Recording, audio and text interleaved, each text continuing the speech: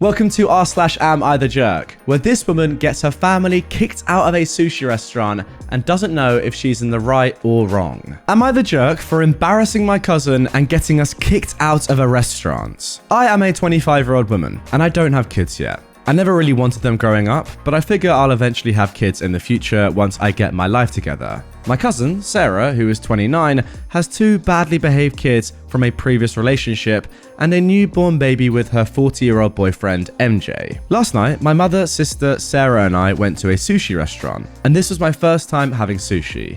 After we ordered, I had a hard time using the chopsticks. My cousin started obnoxiously laughing. The waiter came over and asked me if I wanted training wheels, which is a little plastic item that attaches to the chopsticks and helps you hold them in place. My cousin laughed and said, "Sorry about her, she constantly embarrasses herself and us." I just gave her the side eye and put the training wheels on. When it was time to order desserts, her boyfriend MJ finally joined us, claiming that he'd been busy. She went on to tell him how stupid and slow I was for not knowing how to use chopsticks, and how the waiters and everyone around now know that I'm an embarrassment. My mum asked her what her problem was, and she goes on a rant about how I'm so embarrassing and it's no wonder I'm jealous of her being a mother and no one wants to have kids with you. I finally had enough. I said, "I don't have kids because I don't want them to come out like your rude pieces of trash.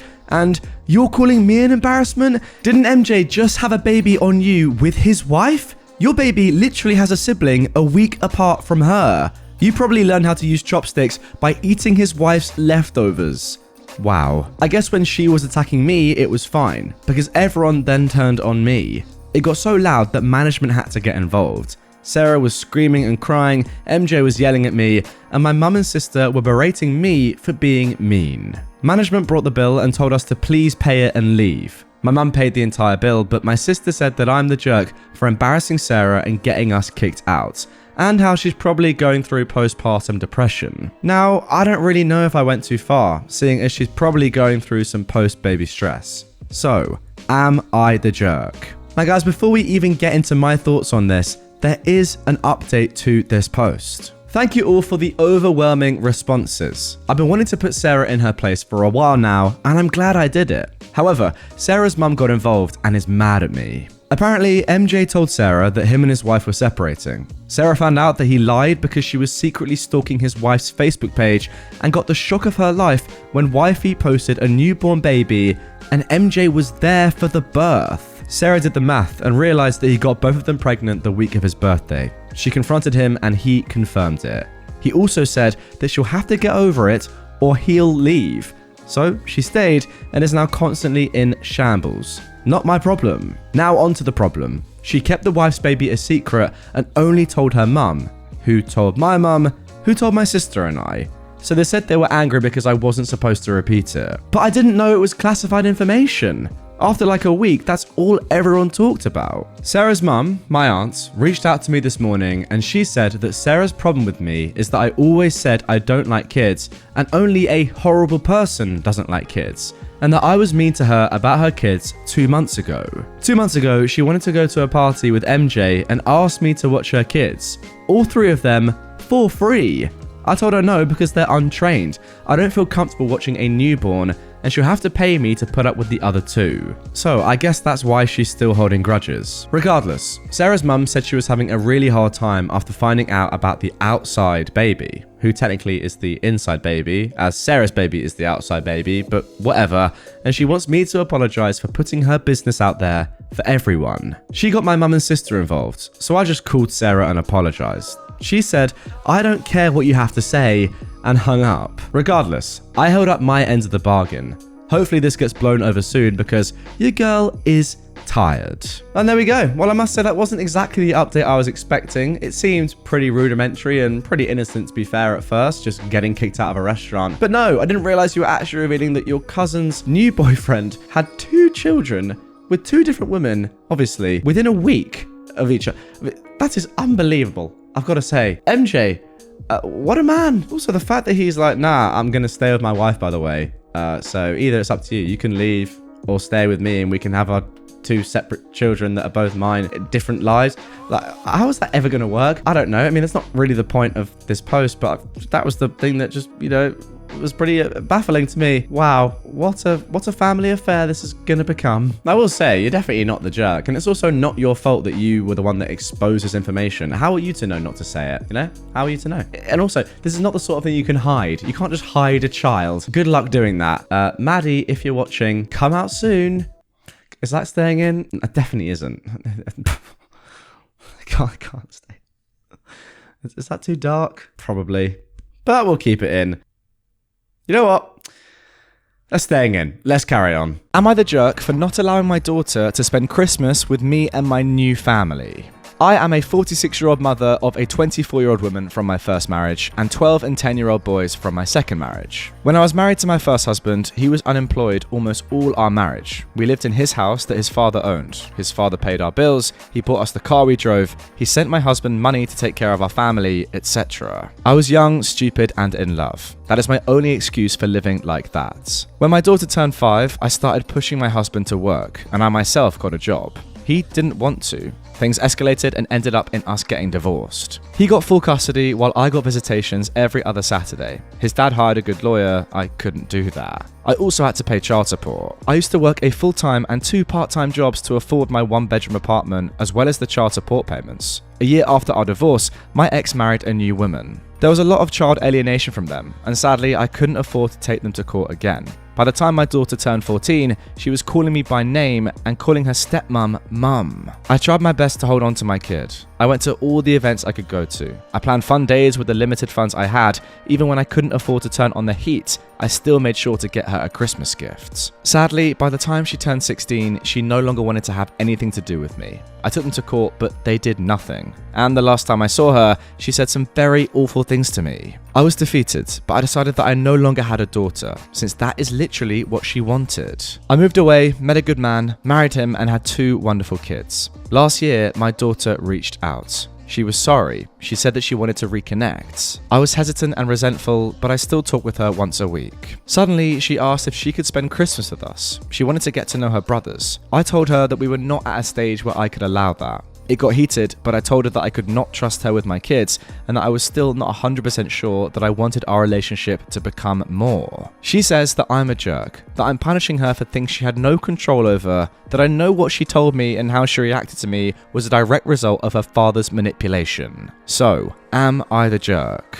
Well, never have I agreed with someone more than I agree with your daughter right now. She says you're the jerk for punishing her for things she had no control over. And yeah, I completely agree with her. It's very clear to me anyway that the way she acted throughout all those years, you know, alienating you, telling you that she wanted nothing to do with you, is directly because of her father, your ex-husband. That's clear to see. I just think it's harsh to punish a literal child, someone that, you know, was thinking those things when they were 14, 16, even younger, just because of your ex, and now they've realized that that is the reason and you're still punishing them for that. Yeah, I think it's time to just forget the past and try and make a new relationship with your daughter. Am I the jerk for throwing away the expensive whiskey my brother got me for my 40th? I am a 40-year-old man and I just turned 40 last week. I'm divorced and have 2 teenage kids with my ex-wife, a 17-year-old boy and a 14-year-old girl. My whole family came to mine and my girlfriend's apartment last Saturday for my birthday party. My parents, some aunts and uncles, some cousins, my 3 brothers with their families, my 2 kids, and my girlfriend's 15-year-old son who lives with us. I am a recovered alcoholic. I've been sober for 6 years now. Alcohol absolutely ruined my life. It destroyed my marriage and nuked my relationship with my kids for years. I don't allow alcohol in my home now for anyone. It just isn't served or tolerated here. My entire family knows this very well as they know my entire history with alcohol. For my 40th, my brother bought me a very expensive bottle of whiskey. It had writing on it, a very heavy bottle and very old whiskey, so it probably cost him a couple $100. When he gave me that bottle, I was shocked and said, "I don't drink, but thanks for the gift." He then opened the bottle and started pouring shots in plastic cups for everyone. My daughter had a panic attack at the smell of the alcohol, which I'm painfully aware is my fault and I will never forgive myself for it. So I told my brother to take the alcohol out on the balcony and just leave it there. He though wouldn't do it and took a shot of the whiskey. I told him to seriously stop it and he proceeded to pour the whiskey. He then said I'm acting like a sober saint now when I ruined everyone's birthdays for years with my drinking. I told him to come to the hallway with me and talk it out. He refused and put a glass of whiskey in my hand. I took the trash can, threw the whiskey bottle in it and the plastic cups and took the trash out. My brother then stormed off and my mum followed him. She later called me, demanding an apology for disrespecting my brother like that. My dad said I was being overly sensitive, and some of my other family members also agree. Am I the jerk here? Obviously not. Are you kidding me? You're giving someone who was an alcoholic and therefore is still an alcoholic, because being an alcoholic, you can never really leave that behind. You're still addicted to alcohol, even if you don't have it anymore. A bottle of whiskey for their birthday. And then saying, come on everyone, let's do some shots. Are you mad? What's shocking here is just your entire family's reaction to this. Like, they should be saying to your brother, what are you doing? Leave immediately. Are you joking? You know how much alcohol has ruined not just OP's life, but his family's life as well. I mean, look, his daughter's just had a panic attack, for God's sake, because of the smell. That shows how incredibly impactful alcohol has been on this family. Yet you still bring it to his birthday party?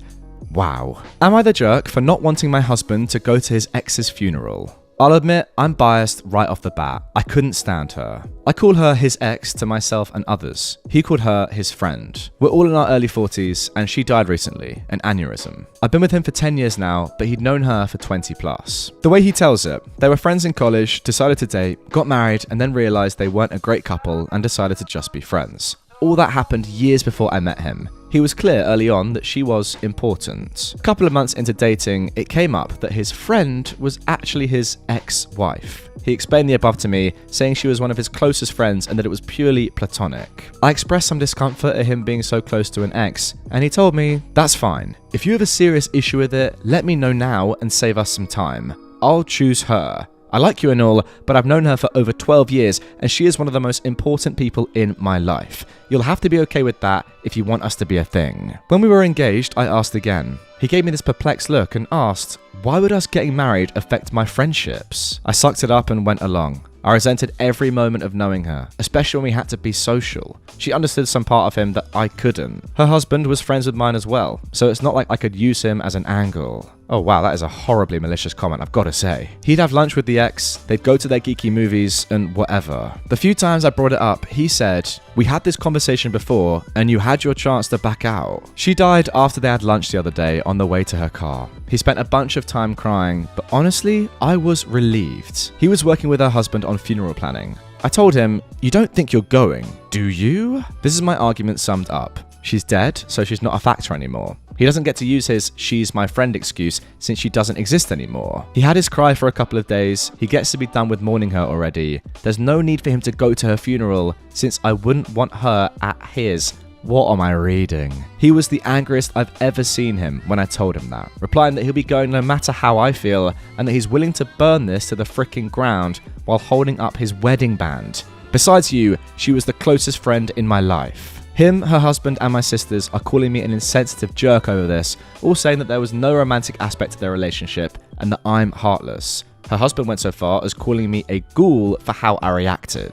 I never felt their relationship was appropriate, and I hid that for years because I wanted to be with my husband. Now that she's gone, I don't feel I should have to hide it anymore and can speak freely. So, am I in the wrong for just wanting him to be done with her and for him to not attend the funeral? Well, I've got to say, first of all, absolutely yes, you're in the wrong. And secondly, some of the language in here is nuts. I can't quite believe it. Don't get me wrong, I can understand how from your perspective you don't particularly like this relationship. They're exes, they were married and they're still great friends and it's annoying to you. I can understand that. However, your husband is right. He's given you so many opportunities throughout your entire relationship to be like, okay, this is too much for me, I'm done with it. But you've kept going. Now, admittedly, I understand that maybe you were like, okay, I don't like this, but I love him. I'm going to keep going no matter what, and you still don't like it. That's okay. However, some of the malicious stuff that you're saying here, saying that you're glad that she's dead, that she's not a factor anymore, that he's done with his mourning over his best friend other than you, and that he now can't even go to the funeral, that's insane. Even if you hated this woman, you didn't like her relationship with your husband, I don't really care. Ultimately,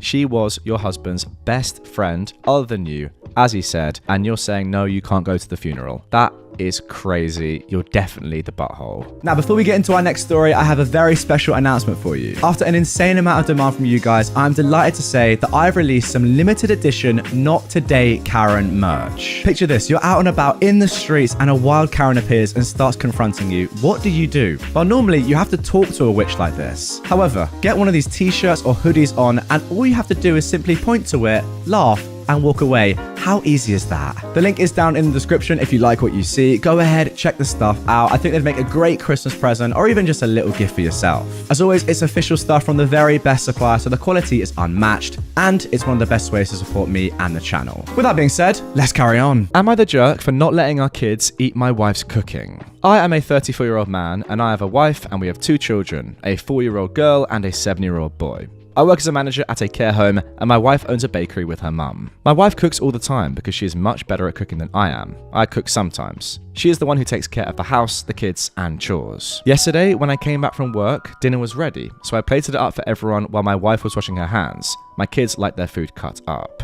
I was cutting their chicken into pieces, and it looked a bit pink. I told my wife to look at it, and she said, "It is a little bit pink, but it's fine." I told her I'm not letting them eat this if it's pink. She told me to stop being a baby and it's not going to kill them. I kept telling her it's pink in the middle, they shouldn't eat that, they can get food poisoning, and that it's dangerous for them. She told me, if you don't want them eating it, then you can cook their dinner. So I made them cheese and ham toasties. I also made her one, but she didn't eat it. She told me she isn't talking to me if I think her cooking is horrible. Now I don't think it's horrible, I just didn't want our kids eating that. I told her to stop thinking she was right. So, am I the jerk? I mean, I don't know about this one. Surely the simple solution in this isolated instance of the pink chicken is just to cook it for a little bit longer. Just say to your wife, look, I don't want to, be rude. You do all the cooking, you take care of the kids. I completely respect that and I'm very grateful for it. Would you mind, just to satisfy my inner, worries, if we can just put this chicken a little bit longer? I'm sorry, but a little bit longer, just so it's not as pink. You yourself have admitted it is a little bit on the pink side, even if that's not going to really, harm our children. And she probably, if she was a reasonable woman, would have said, okay, not ideal, but fair enough, I understand. However, you've gone down the complete wrong road, being petty, making a completely different meal, and not even letting your wife give her cooking to your children. Yeah, that's way too far, my friend. That's not the way of doing it. Now, this incident, on top of you saying that your wife is better at cooking than you, I don't know how that really works. I mean, just train, right? Practice. You can be a good cook. Like, women aren't born better cooks than men, are they? It's just, are you good at it or not? Like, practice it, my friend. Also, she takes care of the kids, and she just seems to do all the other chores. Yeah, it's not looking great for you, my friend. Are we the jerks for not giving our granddaughter the same wedding gift as our other grandchildren? First of all, this is my first post on here ever. I wanted an objective opinion, and I have read a lot of these kinds of posts on Facebook. If I do anything wrong, please tell me. Oh, don't worry, I will. I am a woman in my 70s, and I'm the grandmother to 5 wonderful grandkids, 3 women and 2 men. The last of my grandkids got married last October. My husband and I usually get them a small gift, usually the cheapest thing on the registry. Then the day before the wedding,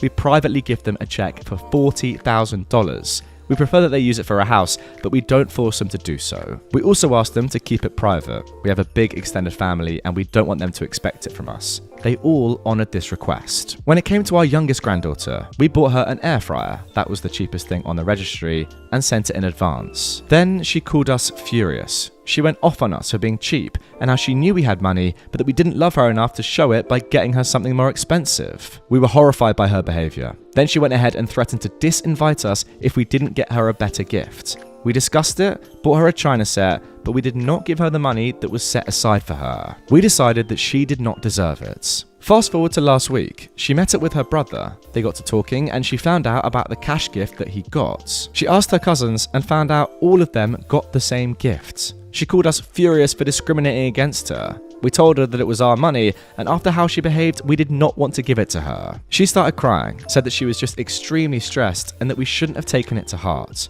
We told her that we stand by our decision, but now she is refusing to attend Christmas, and her mother, our daughter-in-law, is calling us jerks. So, are we? No, absolutely you're not. As you said, it is your money, you can do with it as you like, and ultimately, you have done what you were asked to do in the first place, right? There's a registry for a reason, there's a list, you've got something on that list. Why is she so upset with you? Maybe she could be annoyed, fine, like you have a lot of money, fair enough, she knows this, but because of her behaviour, being entitled, being clearly very spoiled, you've decided not to give her the money, and that's completely your decision. I mean, the crazy thing is that she cared more about the cost of the gift that you got her than your presence at her wedding. That is a bit nuts, you have to admit, right? That's nothing to do with money or anything like that. That's just her trying to get as much money. That just goes against everything that you'd ever want in a person, right? That's got nothing to do with your family, your relationships, that sort of stuff. That's just like, if you're not going to give me enough money, then you're not invited at all. Oh, and also, she called you furious once she found out about the lack of 40k, trying to force you to give her more money again. She didn't even learn her lesson the first time. Maybe if she'd come up with an amazing apology, you might have given her the money,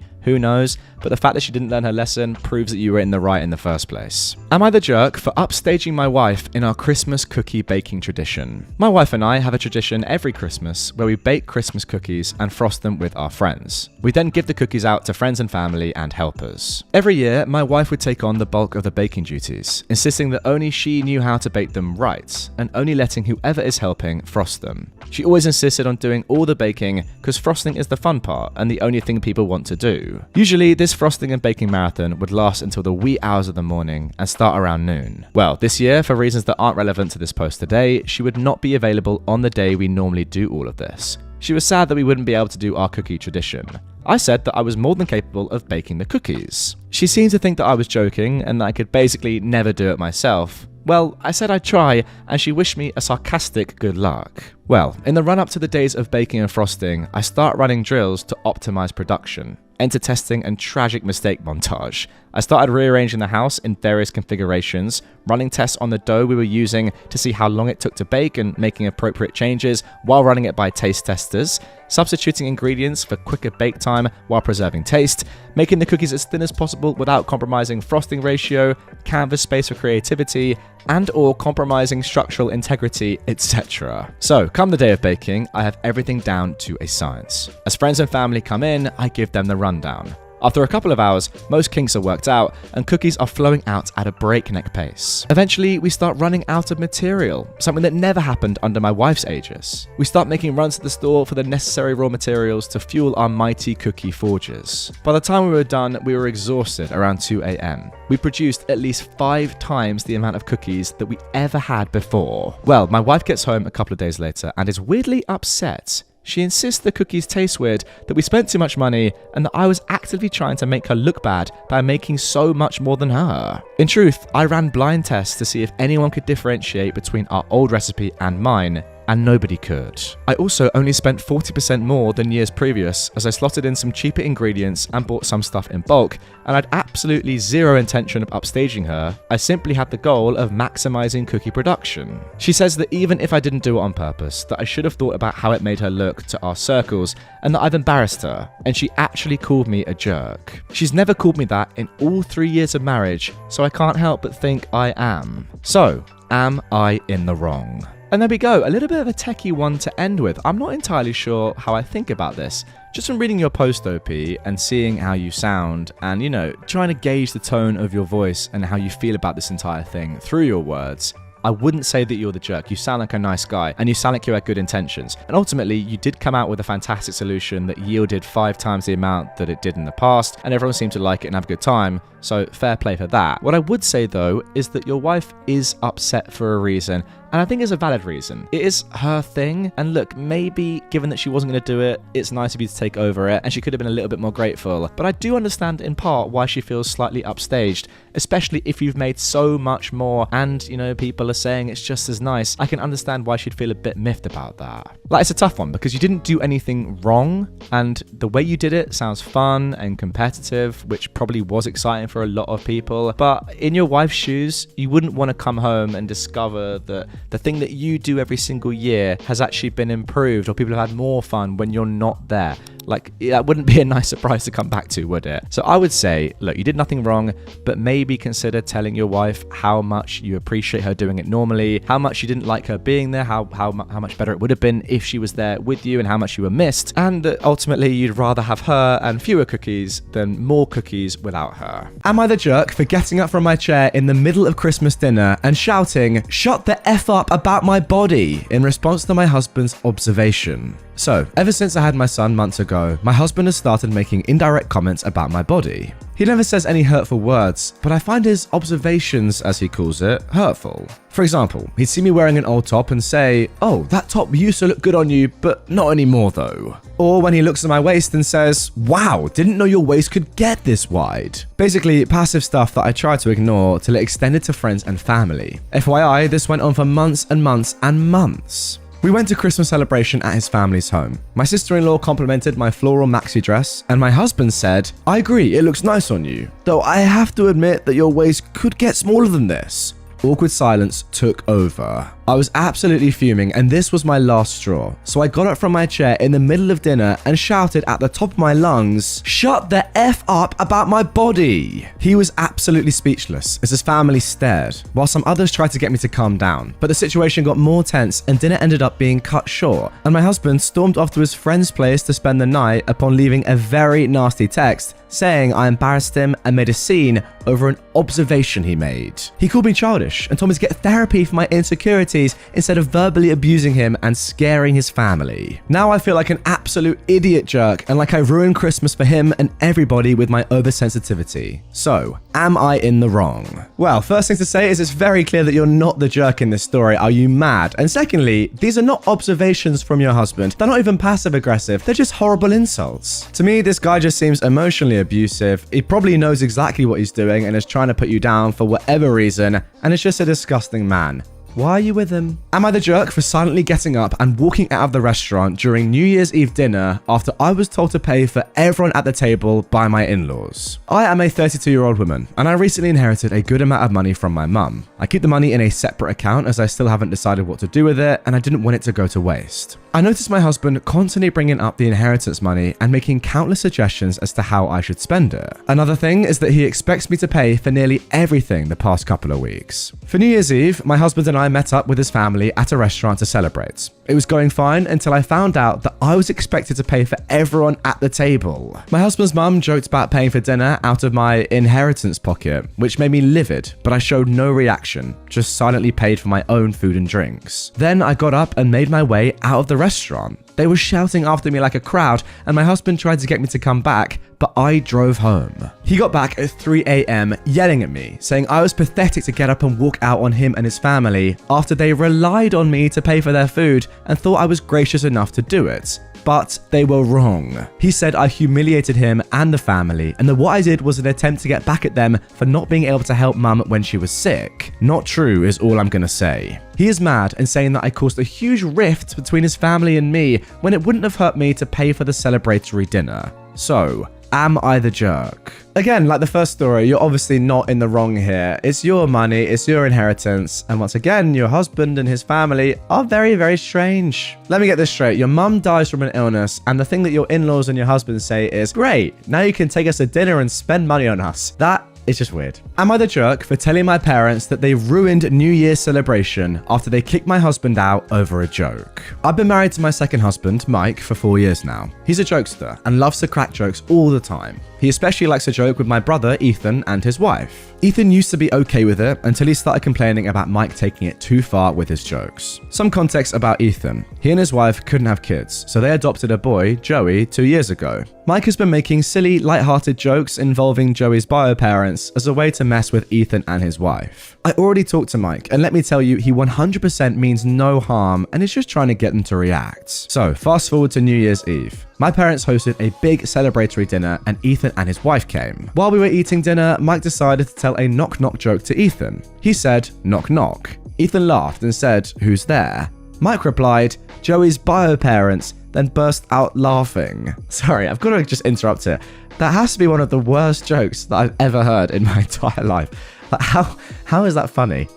Seriously. I mean, to be fair, it's got me laughing, but that's just because it's so stupid. Silence took over, and Ethan's facial expressions changed. His wife called Mike an idiot, to which Mike replied with, "Hey, relax, it was just a joke." An argument ensued and dinner was paused. My parents suddenly told Mike to leave, which I thought was too harsh. I tried to speak to them and get them to calm down, but Mum insisted that Mike leave. We left, and Mike was complaining the whole time about how they overreacted. I called Mum later, and she told me Mike was out of line with his hurtful jokes about this touchy topic, and told me that I was wrong for defending him and saying he was just joking. She said he ruined New Year's for the family, but I told her it was her and Dad who ruined the celebrations for escalating the situation and kicking him out. I told her he could talk to them, but again, they were the ones who ruined New Year's celebration. She called me delusional for this statement and hung up. We haven't talked to them for days. I tried contacting Ethan, but no response. It's kind of like when someone says a really terrible offensive joke and then says no offense at the end, and then they think it's okay because they've added the no offense. Except in this story, there was no offense at the end. It was just honestly one of the worst jokes I've ever heard. Like, where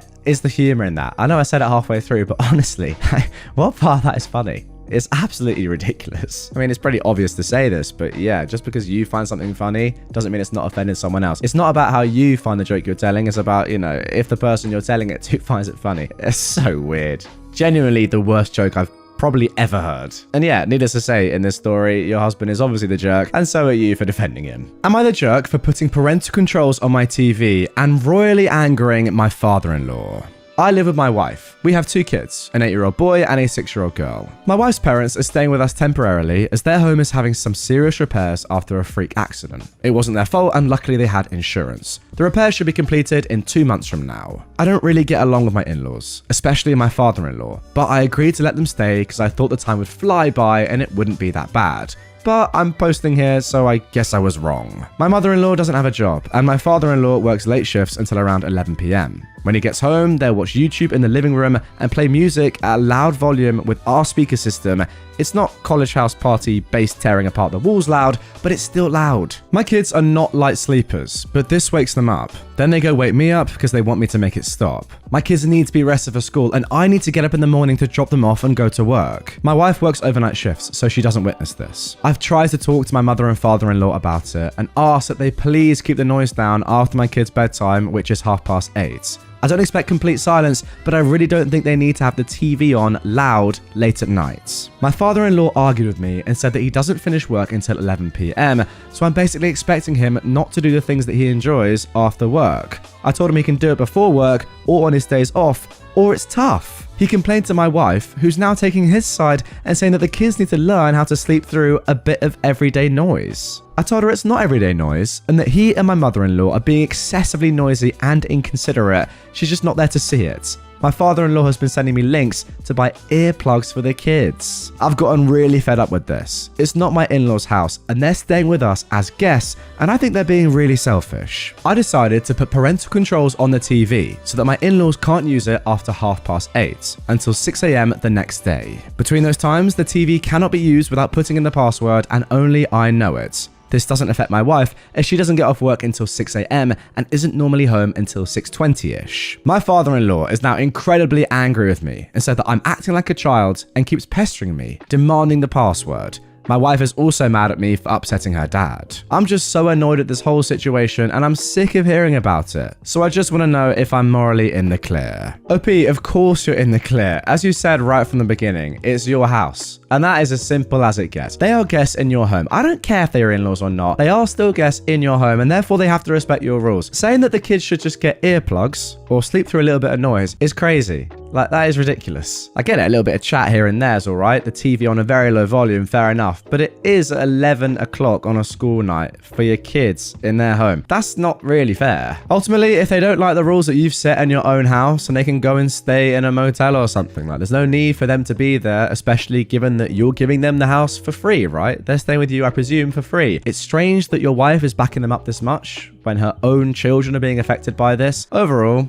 get them gone. You are not the jerk. Am I the jerk for snitching and causing my friend to lose her scholarship dream college acceptance? I, a 19-year-old woman, am a sophomore in college, and I have a friend, Tia, who is in high school and applying for colleges and scholarships. I helped her throughout the college process, and she ended up getting in early action to her top college, and she got a full scholarship. I was happy for her, until recently. I was talking to a mutual friend of ours and she started gushing about how Tia's essay was so heartfelt and beautiful. I asked to see it because I thought she'd just forgotten to show me. She showed me many of her essay drafts. But as I was reading it, I was completely taken aback. This essay was one of my college essay drafts, which I'd shown to Tia for reference on writing techniques only. I made this clear. I was livid. The essay was really personal and she barely even tweaked it up. It was almost entirely copied and pasted. I trusted her with it and this is what she did. In a fit of rage, I gathered all the evidence of me helping her with the college process,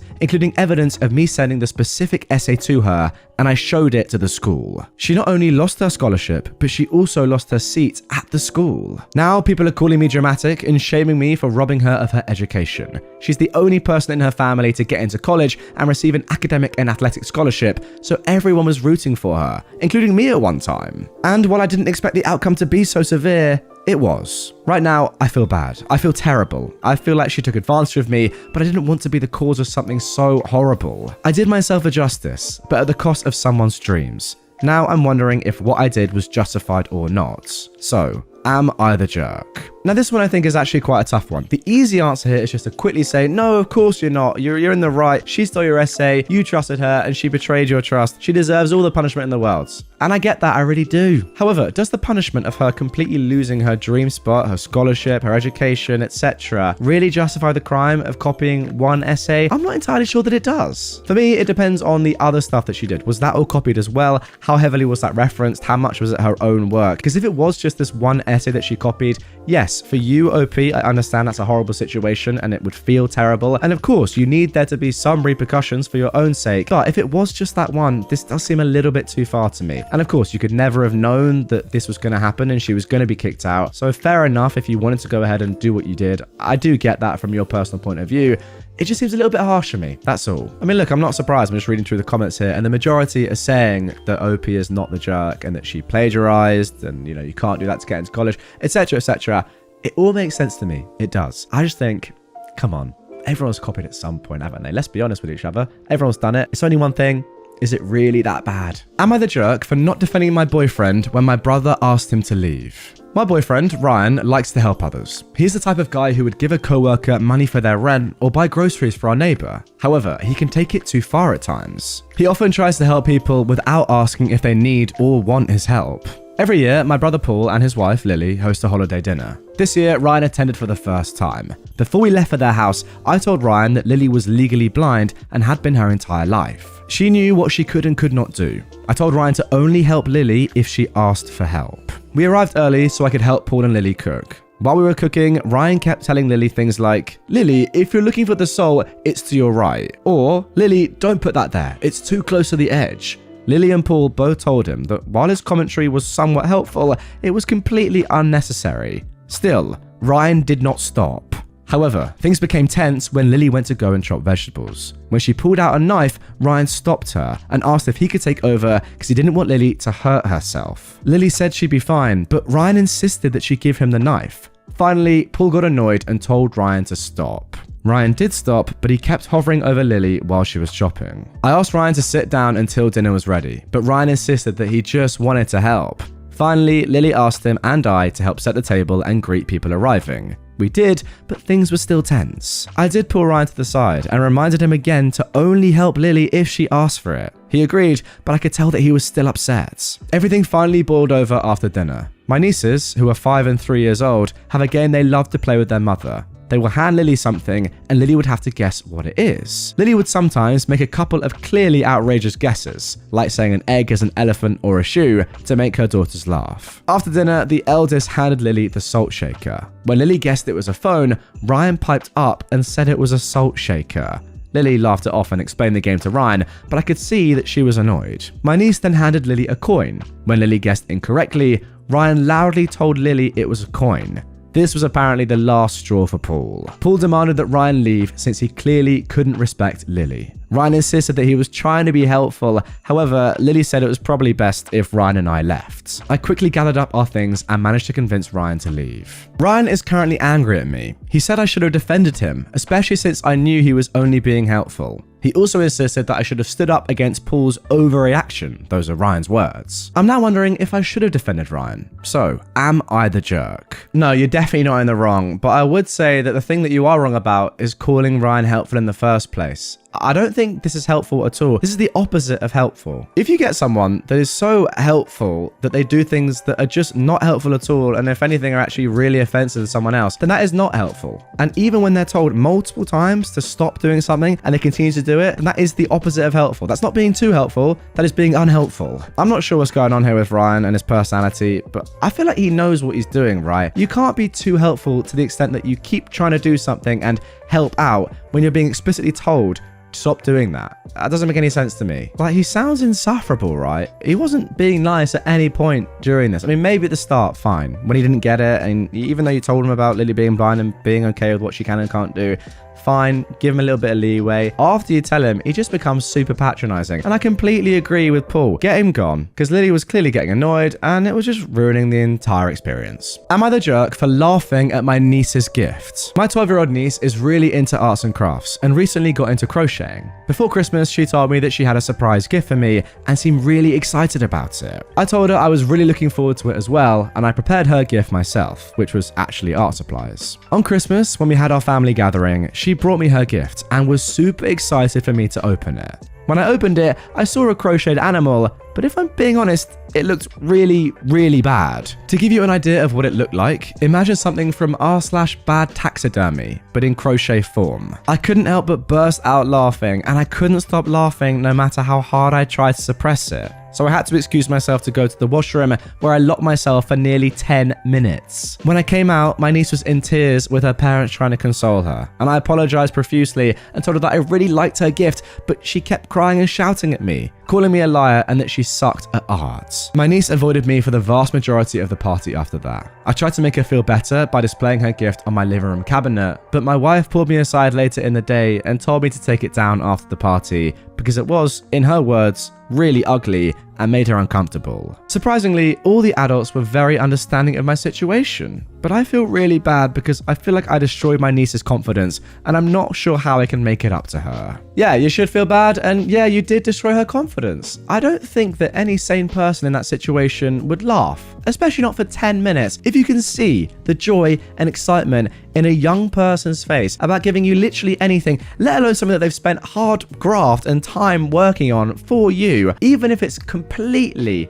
so embarrassingly awful. You don't laugh. You say, wow, that's amazing, you accept it, and then maybe you joke about it later with the adults, if you really want to. But you don't laugh right then and there in their face about something that they've gifted you. That is shocking form. Am I the jerk for refusing to forgive my dad for breaking our deal? When I, a 17-year-old man, was 8, my parents bought me a piano and signed me up for lessons. I was super excited because I love music. Over time, I kind of became known as the piano guy at school. I play at school concerts, accompany the school jazz choir, and play once a week for the residents at a couple of retirement homes in our town. When I was 15, I started to talk about quitting lessons, and my parents quickly tried to guilt me out of it. I told them I wanted to try other things, and that between piano and studying, I didn't have much time left for other extracurriculars. My dad proposed a deal. If I kept playing and taking lessons until I reached level 10 RCM, Royal Conservatory of Music, and continued to keep my grades up at school, he would buy me a new car of my choice. I jumped at it and we shook hands on the deal. I should explain that my family is well off financially. I have a very privileged life, but I wouldn't say I've been spoiled. If I ever want a luxury item like a new phone or games console, I have to buy it myself with money that I've saved from summer and after school jobs. I should also explain that my dad's big on loopholes. When we compete, he always finds a way to win. And when I do, it doesn't count because of some loophole. It drives me nuts, but he thinks it's hilarious. Whenever I complain about him not playing fair, his answer is always the same. Life isn't fair. So, because of our deal, I kept up with my lessons. I spent about 1 to 2 hours a day on piano while keeping my grades up. Last summer, I took my level 9 RCM exams and passed, fulfilling my part of the deal. I told my dad I'd chosen the BMW X5 plug-in hybrid SUV. A couple of months ago, on my birthday, I came downstairs for breakfast, and my dad told me there was a surprise waiting for me in the garage. I ran out, and sitting in the middle of the floor was a 1/24th scale toy BMW X5. My dad burst out laughing and said, "A deal's a deal, so as promised, here is your brand new BMW." My heart absolutely broke. I asked if he was being serious, and he said I couldn't seriously have expected him to buy a 17-year-old a real brand new BMW, and that we could discuss getting me a reasonably priced used car. I said we had a deal, and I fulfilled my end of it. He said he did too, since I never said that the car had to be full size and drivable. I said he wasn't being fair. His response, "Life isn't fair." Ever since this happened, I've been distant with my dad. I honestly feel like he betrayed my trust and that he deliberately made a fool out of me. He keeps bringing up the idea of a used car, but I told him I'm not interested, which I admit is kind of petty. I have enough money saved that I can buy a cheap used car myself, and I just feel like if I accept one from him now, it's like saying that breaking his promise didn't matter and that he didn't do anything wrong. So, Am I the jerk? No, absolutely not. That's not even up for discussion. A promise is a promise. It doesn't matter what he said. If that man, your father, cannot keep his word, then he doesn't deserve your respect. It's as simple as that, in my opinion. How about this? One day when you're older and he wants you to come home for Christmas or something like that, you say, sure, I'll be there. Then just mail him a picture of you and say, oh, there I am. You didn't specify that I didn't actually have to be there physically. I'm there in spirit in a photo frame. It's a weird analogy, but that's kind of what's going on here, right? Like, you said you'd do something and you used some stupid loophole to get away with it, when in reality, you're just being an idiot. Don't get me wrong, yeah, that is an expensive car for a 17-year-old, but it is also what you said. So how about just don't say it in the first place and don't make empty promises? Am I the jerk for calling my sister cruel for her tattoo idea? My sister is 28 and I'm a 26-year-old man. My sister, Nikki, has always had a strange relationship with our parents, especially my mum. I'm clearly not privy to the reasons because things are fine with me and my parents. When Nikki went to college, she met her creative writing professor as a freshman and they got close immediately. They would do a lot together and work closely on a few different writing projects. Nikki never specifically said this, but it was obvious to anyone who saw them interact that they had a substitute mother-daughter type relationship, which hurt my mum a lot to see. I always thought she'd grow out of it, or that the prof would move on, but 10 years later, they were still very close. About a month ago, the professor died unexpectedly, and it devastated Nikki. She was really depressed over the holidays, which of course was all in front of my mum, and was a difficult reminder that Nikki loved the prof as a mother way more than she ever loved my mum as a mother. She still talks to my parents and stuff, and they don't fight or anything, but Nikki is very distant and doesn't tell them anything about her life beyond the bare minimum. My mum tried to comfort Nikki, but Nikki was doing her distant thing and didn't want comfort. Something unfortunate that happened to Nikki is that when she got the call that she died, she was brewing tea, and in the shock of the news, she spilled boiling water on her arm, which burned her kind of badly on her wrist. I think the burn was like on the borderline of 2nd and 3rd degree, and definitely still looked pretty rough during the holidays. Nikki said it was especially hard because in addition to the physical pain, every time she looks at it, she's reminded of the moment she found out the prof died, which I totally get. I was on FaceTime with Nikki, and she said she talked to her tattoo artist friend who said that the burn should be able to heal well enough to get a tattoo over it. Nikki then excitedly told me about her idea, which is a type of flower that the prof gave her a bouquet of for her undergrad graduation. My mum was so embarrassed that day because she didn't get Nikki flowers, but the prof did, and Nikki was parading them around so happy, and it was a reminder of their connection. I guess Nikki and the prof exchanged these flowers for every special occasion, like birthdays, etc. So now she wants to get a decent sized tattoo and a highly visible spot of something that will remind everyone of the prof.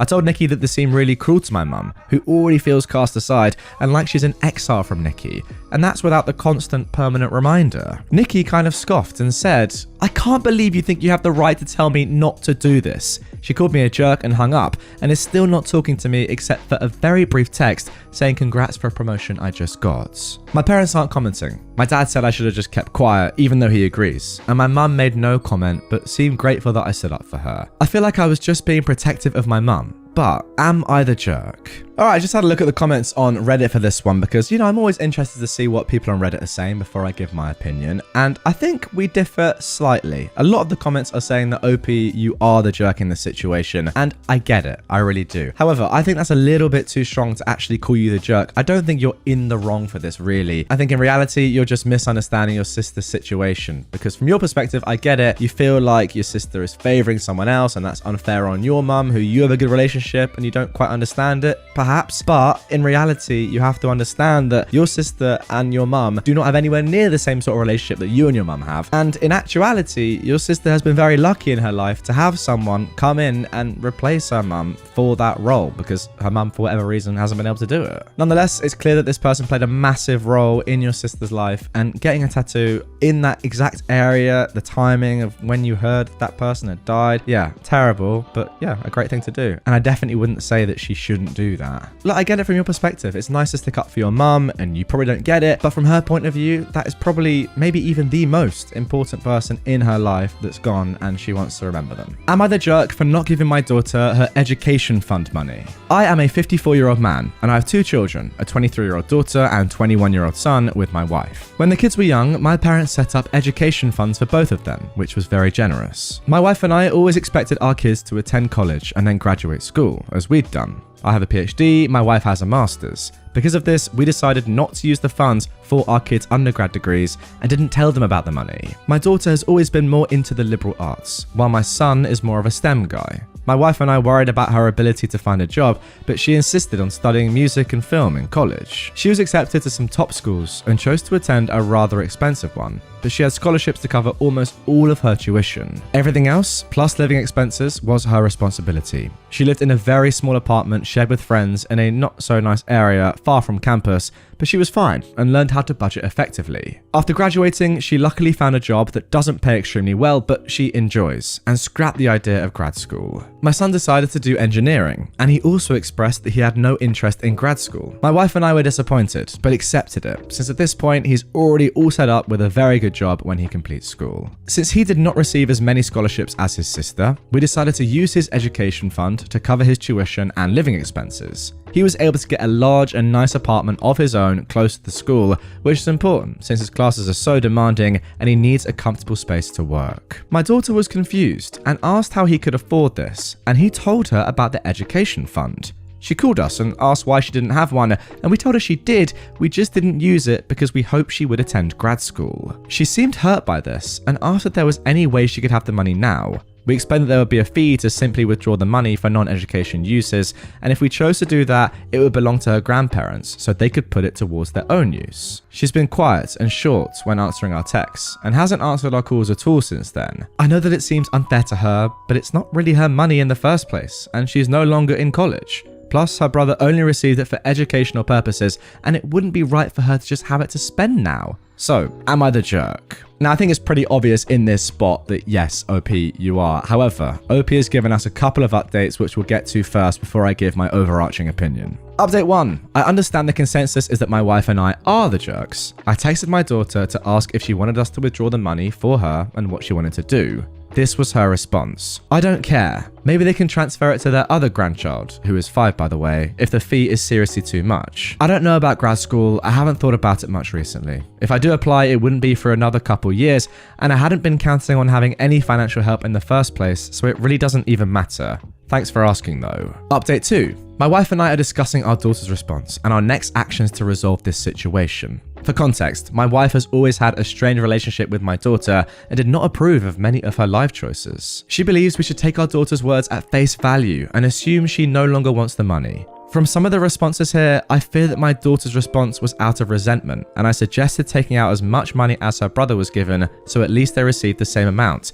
Yes, that is the obvious thing to do here. She could use it responsibly towards rent, groceries, transportation, etc., or in some other way to further her career, so it would still be for educational purposes in a sense. My wife, though, is standing firm in her opinion, and we will continue talking it through tomorrow. Many have asked about where my parents stand on this. At this point, they're not mentally aware enough to really participate in the discussion. They did know about our grad school stipulation, and they thought it was fine. They also knew that we took out some money for our son once we were certain he was not pursuing an advanced degree, and they were fine with that as well. They said it was our decision as parents what to do with our daughter's fund, and they would support whatever we decided for her. It wouldn't be useful to ask them what to do with it now, but I've always said that whatever is unused will go back to their care. I've tried to call my daughter with no luck, which is why I sent the text. Despite what many have said here, I hope this does not end our relationship. Well mate, unless you fix up pretty quickly, there's a lot of danger that it might. I just don't understand how it took you such a long time to arrive at that conclusion that yes, you should have at least given your daughter the same amount as you gave your son. I'll have to have a look back through it, but from what I could kind of gauge the first time reading it, it didn't even seem as if your son was fully using the money on education.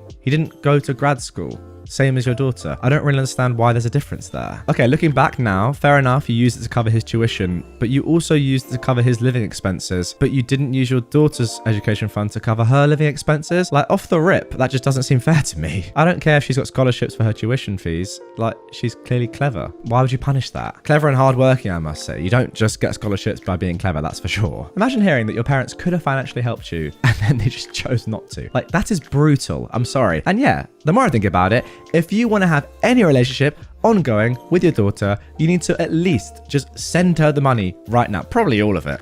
I would just send it to her. And then hopefully she'll give you some form of forgiveness. Am I the jerk for posting the reasons that I excluded some people from my child-free wedding? My sister got married last summer. She had a very elegant and beautiful wedding and reception planned. It was child-free. She sent gracious notes to everyone who sent their regrets and thanked them for understanding her desires for her wedding and respecting them enough to RSVP in the negative. She also invited them to a party later that summer at her home if they wanted to take pictures with her and her wedding party in their fancy clothes. I thought it was well handled and classy. Several people didn't understand the meaning of child-free and brought their kids anyway. One screamed through the ceremony, and the mum would not leave the chapel because she did not want to cause a fuss. There were no extra places for them at the reception, so their parents had to share their food with them. The worst was the kid that wanted a cupcake off the table the wedding cake was on. He lost control and tipped the wedding cake onto the floor. My dad saved it, but there was a handprint on the lowest tier and a lot of cupcakes hit the floor. All in all, it was 4 families that brought uninvited children. My wedding invitations just went out over Christmas. We're getting married in May. I know this is a long time, but we have a lot of out-of-town, country, and even continent guests we hope will come. We did not invite these 4 families to our wedding. We have a Facebook group for the wedding for people to share pictures and memories that we might put in the wedding video.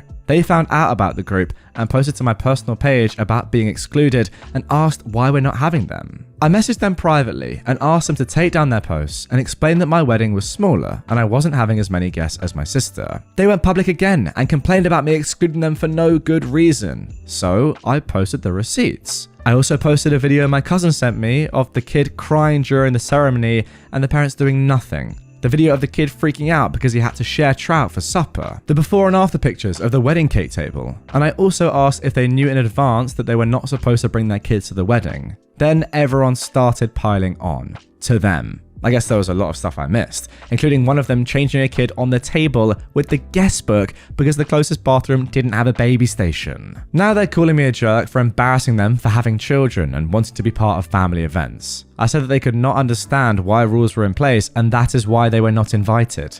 My uncle posted about how embarrassed he was that his daughter was one of these entitled jerks and offered to pay my sister for the cake that got wrecked. He'd been unable to attend and hadn't heard about the cake. So, am I the jerk? Absolutely not. Very simple one here. And to be honest, I'm kind of just getting a bit angry thinking about this. If your sister has gone through all that trouble to really politely say, look guys, you're our good friends. We do not want your children here. It's my wedding. It's our day. I've made this decision. Yeah, it sucks for you because your kids can't be here, but I've made this decision on one of the most important days of my life. Do not bring your kids. And she said this in a lovely way. And then 4 different families bring their children. How angry would you be? Especially given the fact that they then seem to ruin the event. I mean, the handprint on the cake, the cupcakes on the floor. It just sounds devastating. It's a real shame. So I completely get why you did what you did. And you do not want these people there. It's as simple as that. Ultimately, it's your wedding day. You decide who goes. And now for our final Am I the Jerk post of this episode. Am I the jerk for telling her to get over herself? I got a dog 2 years ago, a corgi, and she's very much so my sidekick. I've been with my fiance for 5 years. My fiance does like the dog, but she is currently pregnant and experiencing massive migraines and has been snapping at everything. So every morning when I get up, I find my fiance already awake and at the table relaxing. As soon as I get out of bed, my dog goes nuts. It's like super energy where she's running sideways, barking up a storm, jumping from the bed to the floor a million times, causing the apartment to shake because it's old as anything, etc. And I'll just sit there and sing made up songs to her and just screw around with her. It's pretty noisy and I can be loud. It's just my way of interacting with my pets. I also have ADHD, so I'm fully aware that I can be ridiculously loud and sometimes I simply forget to tone it down. My fiance has complained about it a few times and I will absolutely try to tone it down for a while. But as screwed up as it sounds, the second she stops complaining and it's out of sight, out of mind,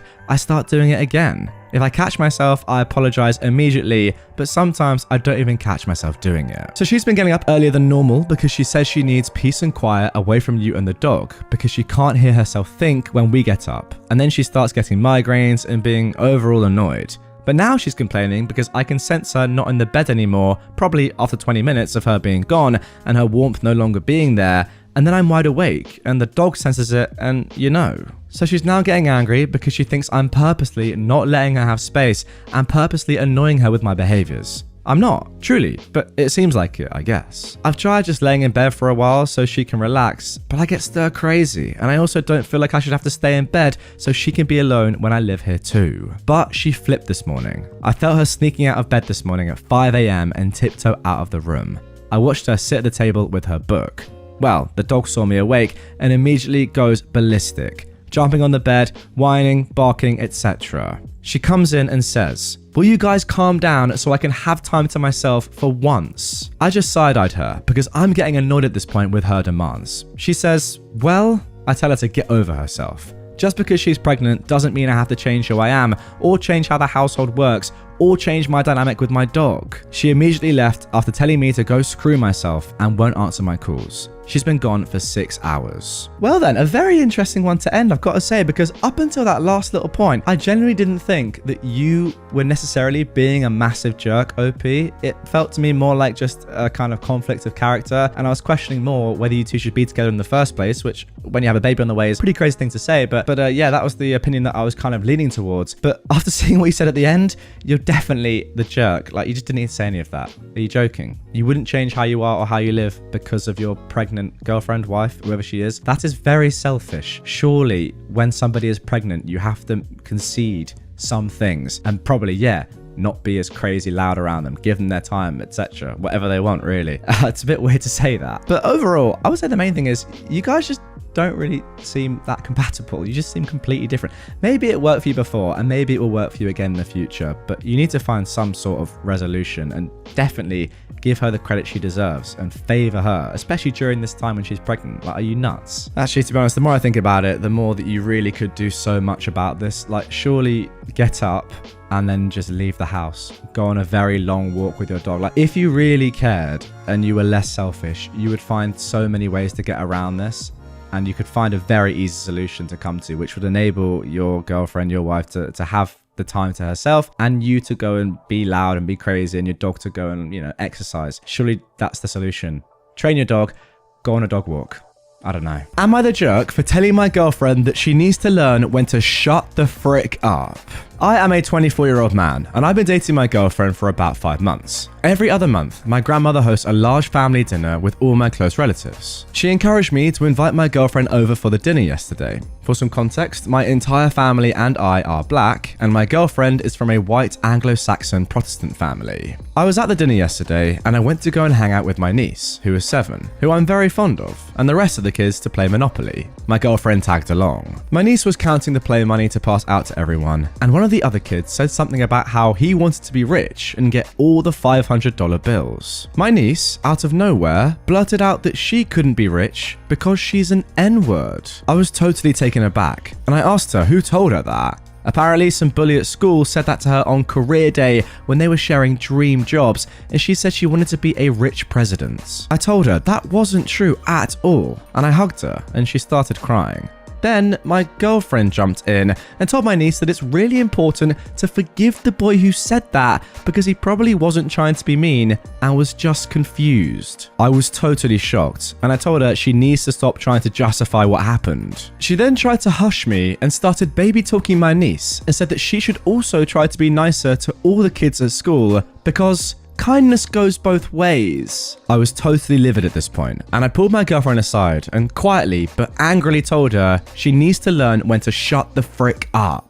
She started getting riled up at me and started rambling about how statistics are on her side. I don't know what the heck she meant. I wasn't really processing what she was saying. But I told her to get out of my grandma's home and just leave already. She drove me here in her car, and I was planning to hitch a ride home with my brother. This morning, I got multiple calls from my girlfriend's sisters calling me an abusive and trashy idiot. I know my words were harsh, but I thought my girlfriend was talking in a disgusting manner to my niece. So, am I the jerk? Okay then, an interesting start to the episode. Now look, don't get me wrong, you could have said this in a more polite way, of course. However, given the circumstances, I think you did the right thing. I mean, you're just right, aren't you? What on earth is she going on about? Someone has literally been racially abused at school, a kid, and you're saying, just be nice to everyone. Pretty much saying that it's their fault for getting bullied. Like, what is that logic? Also, if anything, the fact that you're saying this has happened more than once, not in this exact context, but has happened like this before. Maybe she needs a strong reaction. Maybe she needs to be told to just shut the F up so that she'll listen once and for all and stop giving her stupid opinion when it's really not warranted and just not needed. Final question. Why is she your girlfriend? If my girlfriend did this, I'd be like, you are just so brain dead. We're done instantly.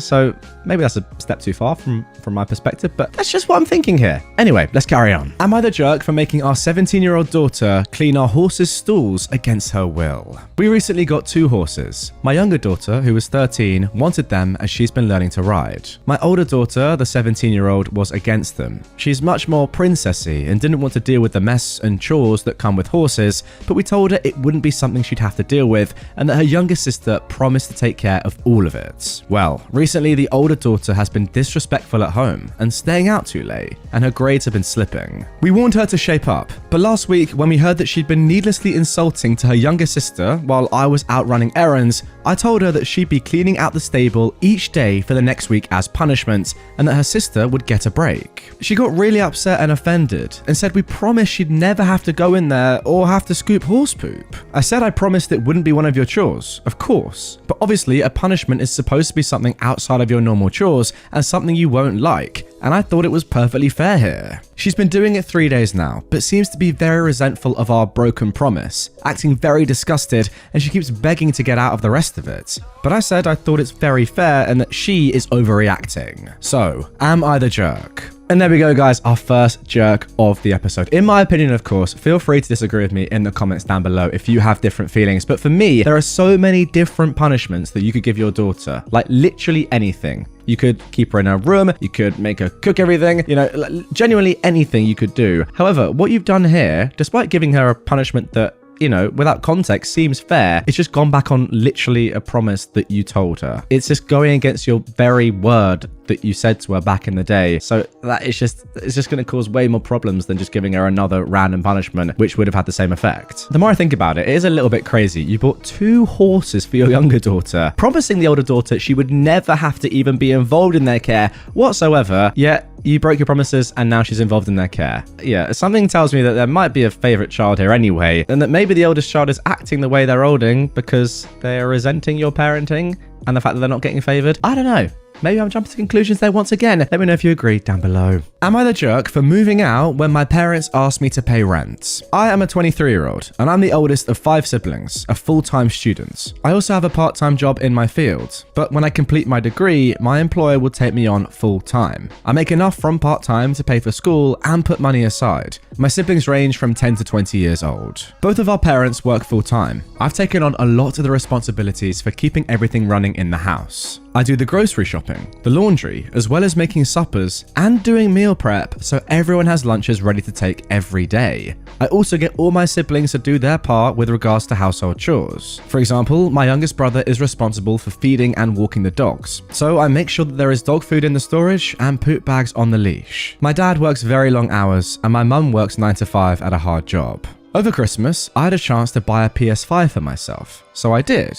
The rest of my family is still using a shared PS4. I keep mine in my room and I do not share. My parents started fielding complaints from my oldest brother about how I made so much money and I don't share the things I buy for myself. Totally true, by the way. So they had a talk with me where they brought this up. I pointed out how much of the household work I did, and they said it wasn't fair that I was earning so much money without contributing. They told me how much they expected from me. I went to my room and did the math. If I gave them what they wanted, I would have about $800 a month left over. If I dropped a couple of classes next semester, I could go to almost full-time hours with my employer, and it would only be 1 more year until I graduated with my second degree. But I could afford my own place, and I would have way more free time and disposable income. So I packed up and moved out. Everything I owned fit in my car. I stayed at an Airbnb for 2 weeks until I could get everything sorted with an apartment, school, and work. It was great. I'm not gonna lie, I may have gone a little overboard on Tinder. I couldn't have women over to my parents' house. I just moved into my own apartment. I'm staying part-time until I finish this semester.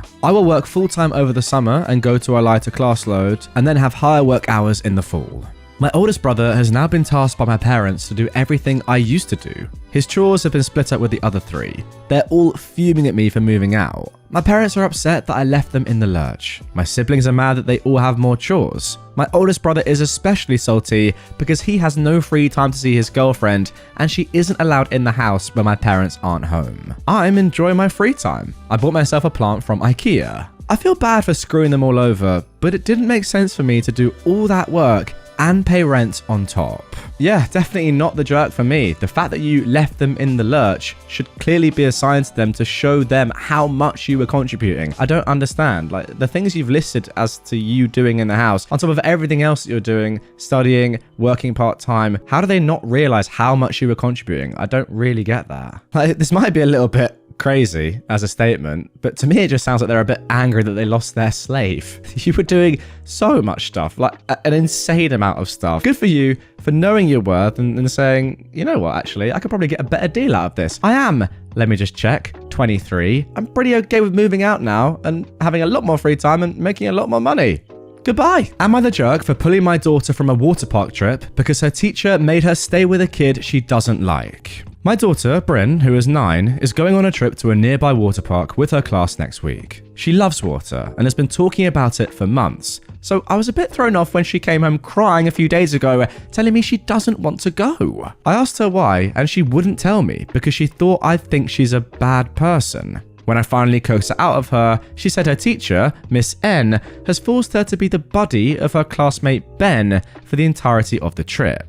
She was to ride the bus with Ben to and from the trip, eat lunch with him, and go on all the rides with him instead of spending time with her friends. She then said that nobody likes Ben because he whines whenever they have to do work and picks his nose and wipes boogers everywhere. I was horrified, not only because Mrs. N had made Bryn do such a thing, but also because she'd made her believe she was a bad person for not wanting to. Unfortunately, this wasn't my first experience with Miss N, as she frequently used my soft-spoken, intelligent older daughter as a behavior buffer for the naughty boys, until I threatened to report her to the superintendent. It's clear to me that Miss N is still too comfortable with enforcing archaic gender roles on her kids and forcing girls to do unpaid emotional labor for the sake of the boys. I immediately sent Miss N an email condemning her actions. She sent me back an email with a bunch of BS that basically ended with, if Bryn goes on the trip, she has to be Ben's buddy. Fine. I informed her Bryn wouldn't be attending then. I immediately booked VIP tickets the same day her class was going so she could still go to the park and see her friends. Genius idea. What happened next, I wasn't expecting. Bryn is quite popular, so I've gotten to know a lot of the mums in her class. When I let them know what Miss N did, some of them were so horrified that they also pulled their kids out of the trip. In total, 8 kids out of a class of 20 are either not going or going with us. Today I got an email from Mrs. N saying that because almost half of the class isn't going, they either have to raise the cost for the other students or not go at all. She practically begged me to let Bryn go and tell all the other parents to let their kids go, promising she wouldn't make Bryn do anything she didn't want to do. I told her she should have thought about that before she tried to make my daughter do her job. My husband said that I was being a bit petty and that Miss N clearly feels bad about what she did, and I should let Bryn go as I've already got on my way. He asked me if I really wanted to deprive my children of what they've been waiting for all year. The thing is, if this wasn't Miss N's first offense, I probably would have agreed, but she has a pattern of this type of behavior, and hopefully this will put a stop to it. Plus, if she has to explain this to her superiors, I have receipts. Is my husband right, or am I justified?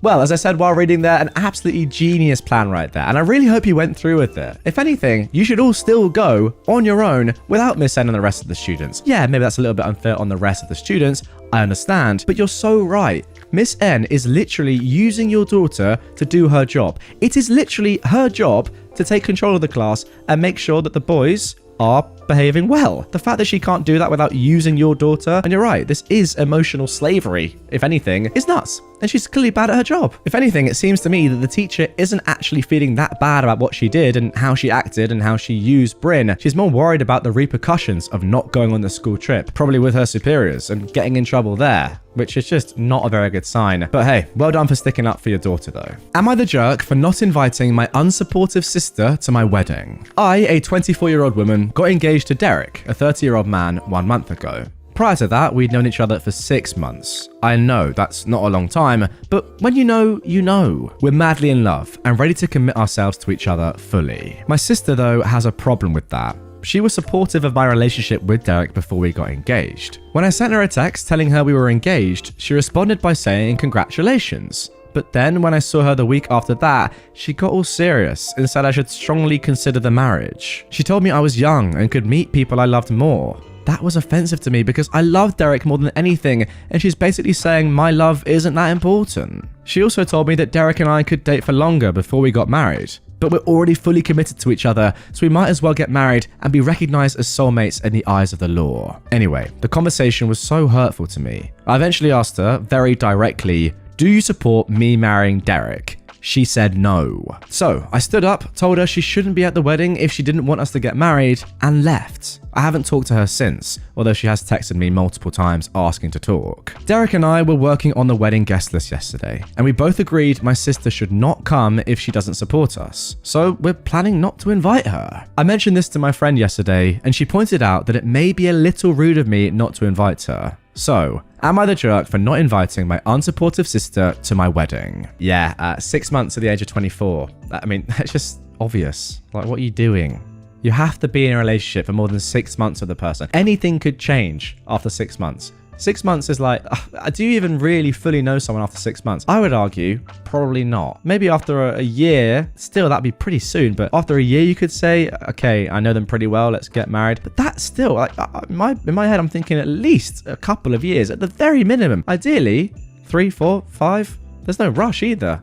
Like, it seems to me that maybe it's the age gap, but you are 24 and Derek is 30. There is literally no need for you to rush, and your sister is completely right. Also, it just seems like she has your best interest at heart. I don't really agree when she says that you could find someone that you love more. That's not a nice thing to say, because who knows, Derek literally could be your soulmate, but saying wait a bit, there's no rush, is completely fair advice, and the way that you've gone about acting with that information is just not very nice. Am I the jerk for telling a girl to stop wasting food? I am a 21-year-old woman, and I usually always sit with the same group of people in my university's dining area. There's this girl who I've talked to a few times, but I'm not really friends with her. She's kind of quiet, but when she finally talks, she seems normal. I've sat across from her a few times and noticed how she was eating because it was weird to me. She eats maybe half of her food. Keep in mind, you control the amount of food. It's cooked by the cafeteria staff buffet style. She could easily take less, and she kind of plays with it with her fork when she's done, aka eating half of it, sometimes even less. I didn't say anything for a while, but a few weeks ago, I had to ask her why she always only ate half her food.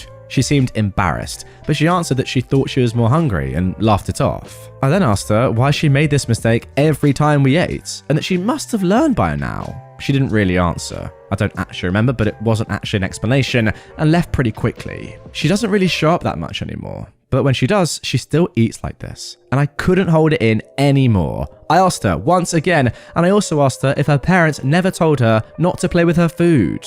It was a genuine question. Some people are raised in households where manners aren't important, but obviously they are for most people. She got really mad at me and told me to stop commenting on her eating habits and that it was none of my business. I told her that it absolutely was, since she was sitting at our table and obviously wasting food. She told me to go screw myself and left and threw out the rest of her food again. After she left, one of my friends told me to leave her alone, as she seemed like she was having a hard time and maybe she had some sort of issue with food.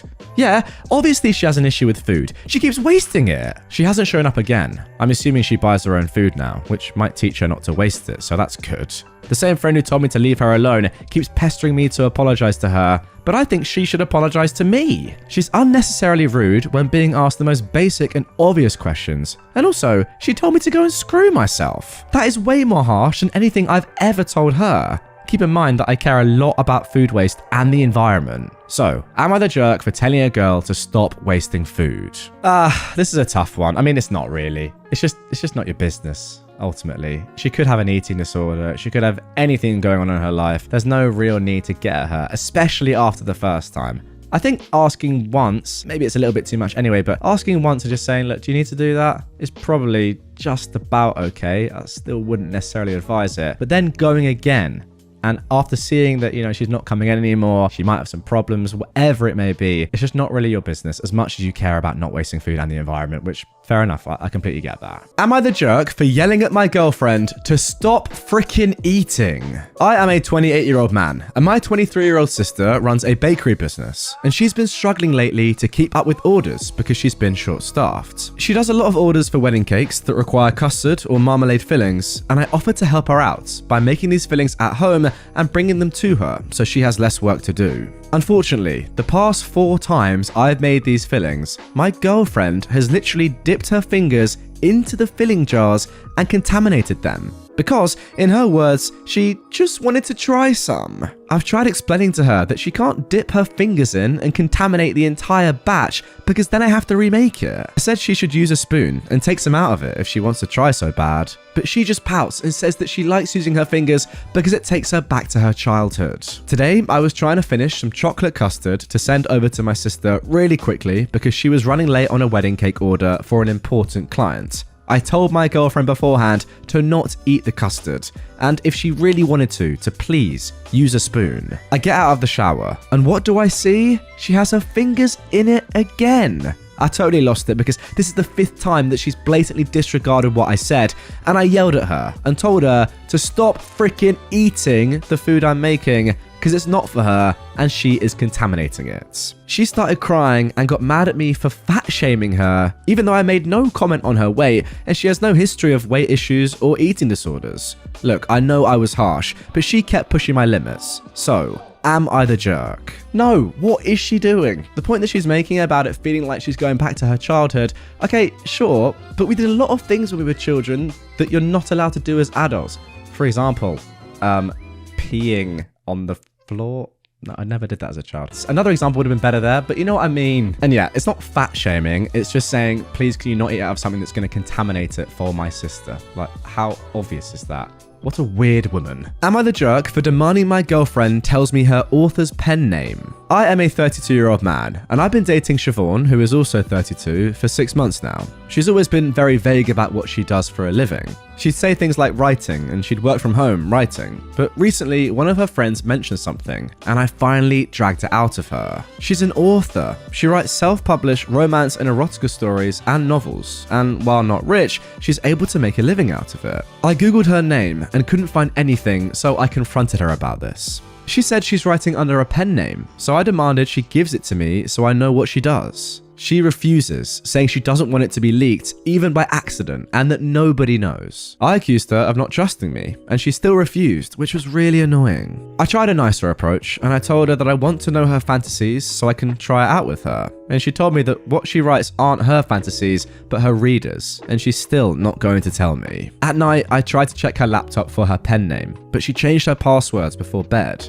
I was annoyed and told her that clearly she doesn't trust me, and it's not fair because I have a right to know what she writes, especially since it's a sensitive topic, and I don't know her if I don't know her pen name. She was furious that I tried to look at her laptop and told me to go home. Before leaving, I told her when she calls to apologize, I expect to get her pen name with the apology. She called me a jerk on my way out. I thought she'd call by now, but she hasn't. My sister told me that I was the jerk and that I should apologize, but I just don't see it or the need to. Second opinion then, was I the jerk? And this is why she probably has a pen name in the first place, to avoid annoying harassment from people like you. I will say though, it is a little bit strange that you don't know or didn't know what she did for work for 6 months of dating. Like, that is odd.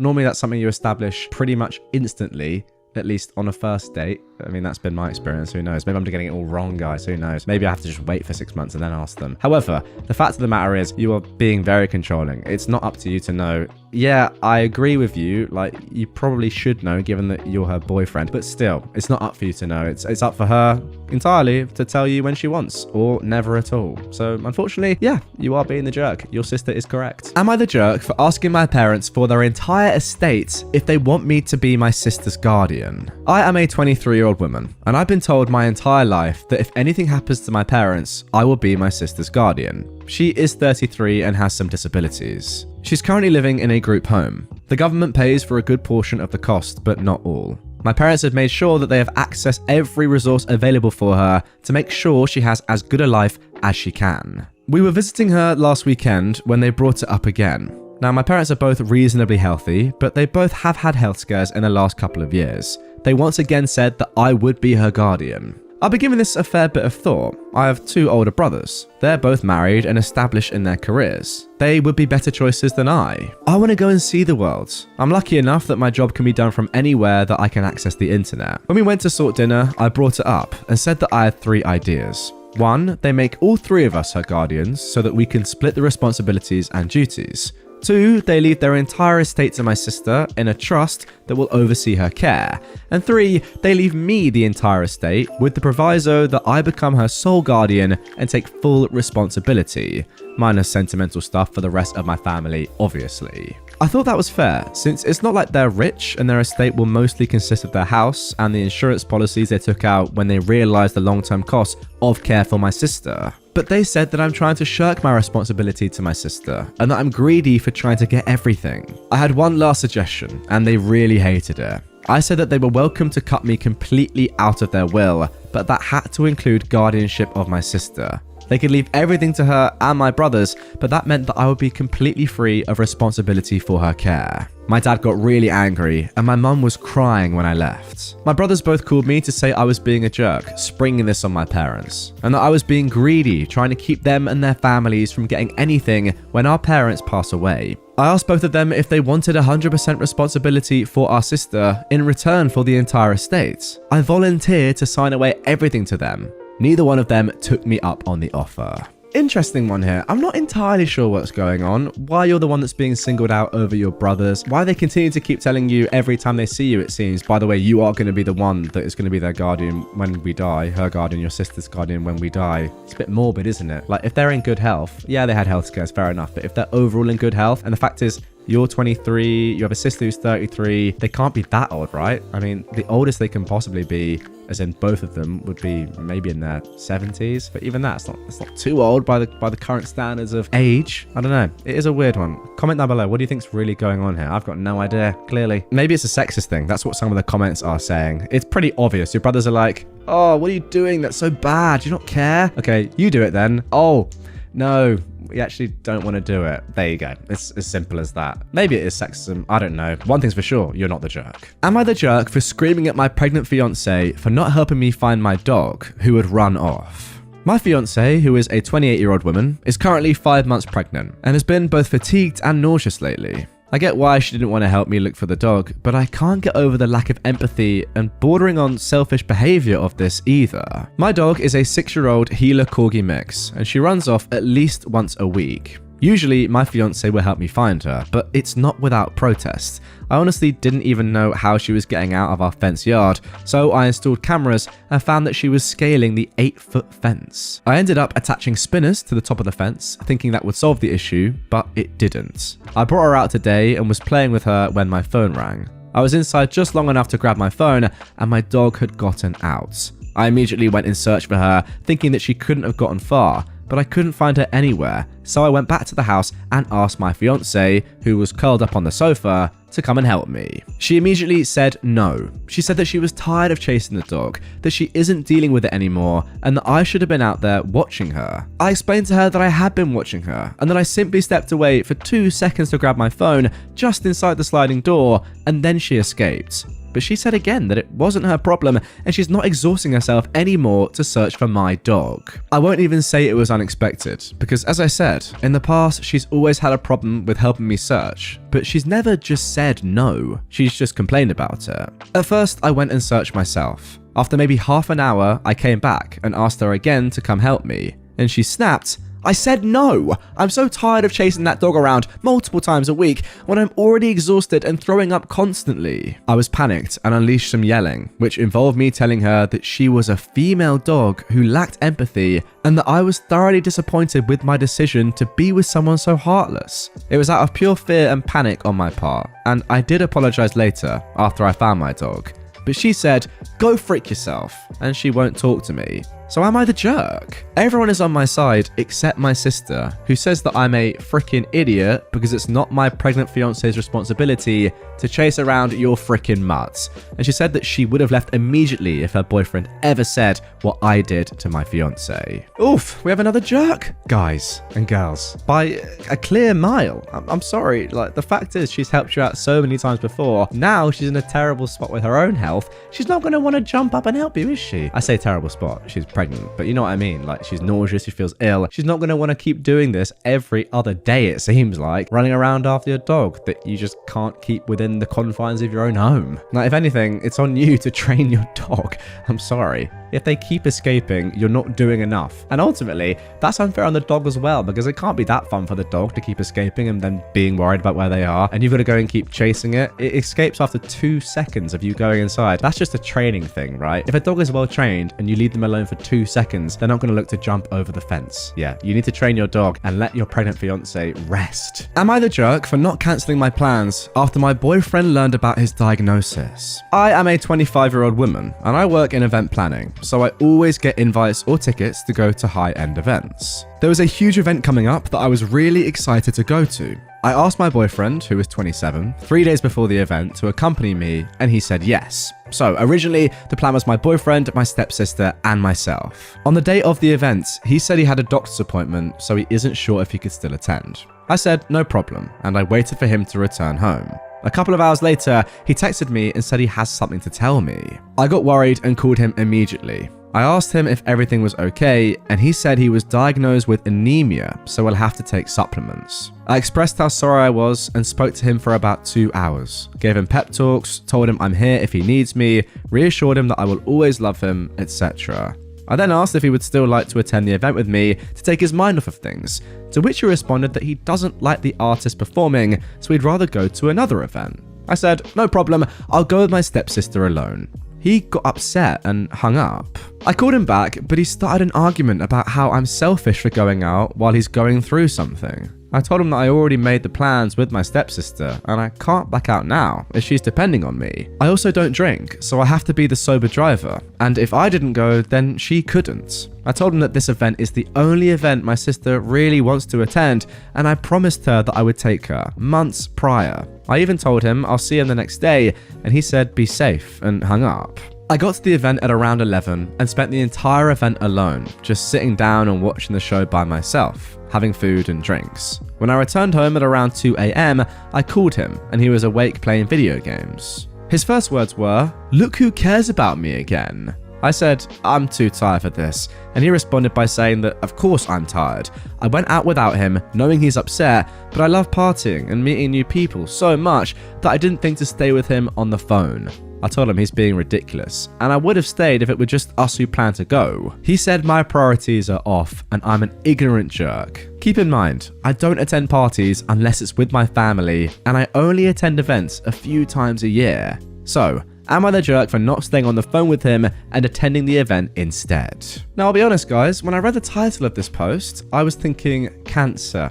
Like, that is just where my mind went instantly. And then I was thinking, well, yeah, maybe you are the jerk if you haven't cancelled your plans after your boyfriend has learned that he might have terminal cancer, or even just cancer in general. Yeah, maybe you are. However, anemia is, I don't want to say it not that serious, but it's not life-threatening, that's for sure. It also can be completely controlled with supplements, and you can have a full quality of life most of the time if you deal with it correctly. It's not 100% serious. I'm saying all this with the knowledge that I don't want to, be patronizing. You get what I'm saying? It's no cancer. I mean, also we can just judge from what the doctor said, right? They've sent you home straight away with supplements, and that's it. From what I can gauge, there's no other need to do anything else. So take the supplements, you'll be okay. That's the general line of thinking. So no way are you the jerk, especially given all the other stuff about your sister and the fact that you don't do this too often and it's been planned and you're the designated driver, etc, etc. For me, no, not the jerk. And now for our final post of this episode. Am I the jerk for telling my fiance that my friend's trauma is more important than her comforts? My best friend lost a parent a year and a half ago, which led him to a mental health crisis. Our friend group has been picking up the pieces ever since. He's doing much better now that he's in therapy,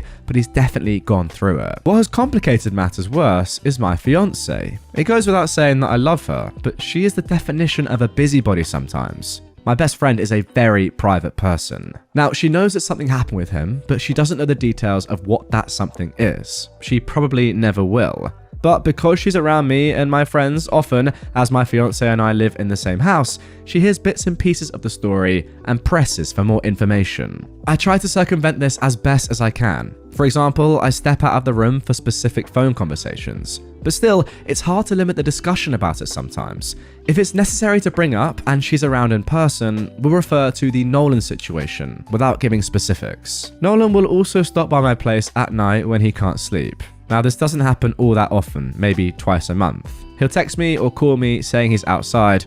I'll go and sit with him and maybe smoke a little bit, and then he'll head home. I'll wait up until I know he's got home safely, then I go back to sleep. My fiance hates this. She claims the phone calls always wake her up.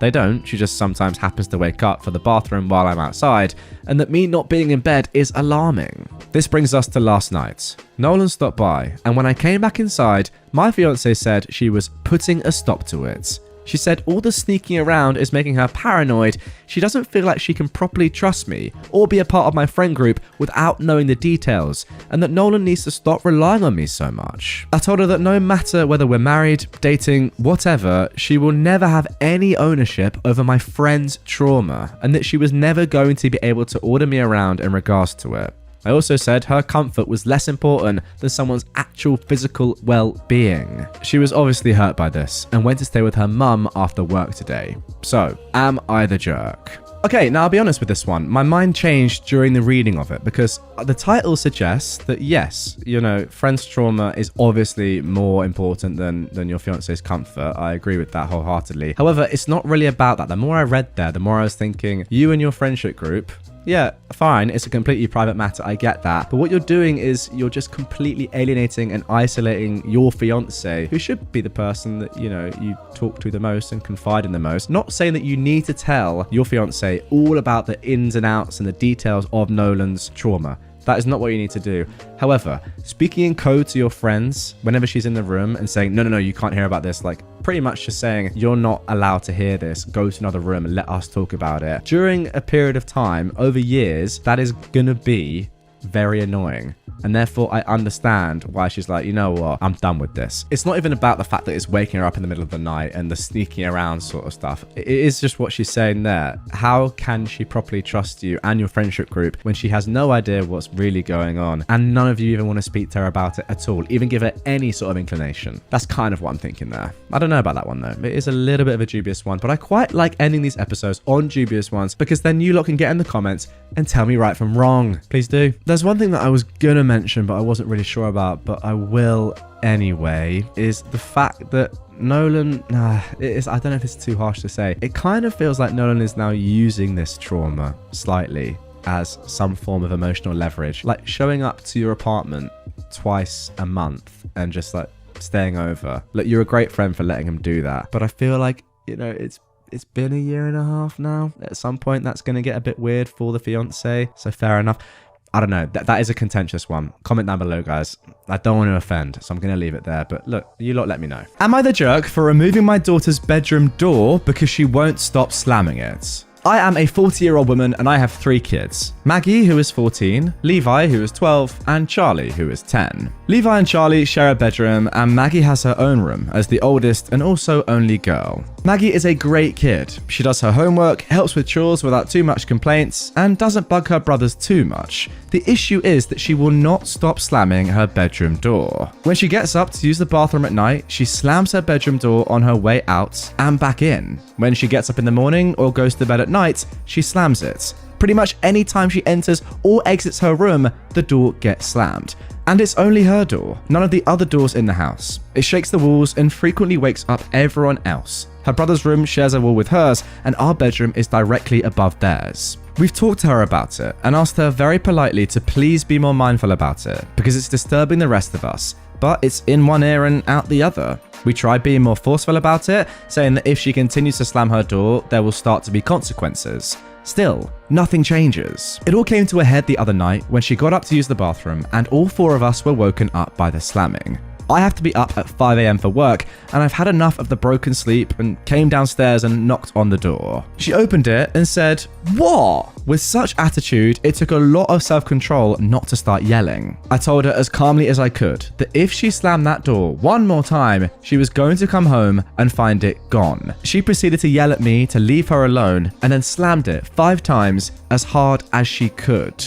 Well, the next day, Friday, she went to school and my husband and I both had the day off. So we took the door off the frame and installed a curtain rod with a nice heavy curtain over the door instead. She came home and freaked the F out. She said we're being emotionally abusive and taking away her right to privacy. She sulked all weekend and won't talk to us now. My mother says that I'm the jerk here because I overreacted, but she doesn't have to deal with the house shaking. I want to add that we completely respect each other's privacy in our house, which is why we hung up a heavy curtain and made sure that we couldn't see through it or around it. We even put little Velcro pieces on the walls and curtain sides so it stays in place. She still has her physical privacy, which she is absolutely entitled to, but can't slam a piece of fabric. We also have never, and still don't, just go into her room unannounced, and we still knock on the wall to ask permission to enter. We've told her we'll happily put her door back on once she agrees to respect the no slamming rule. So, am I the jerk?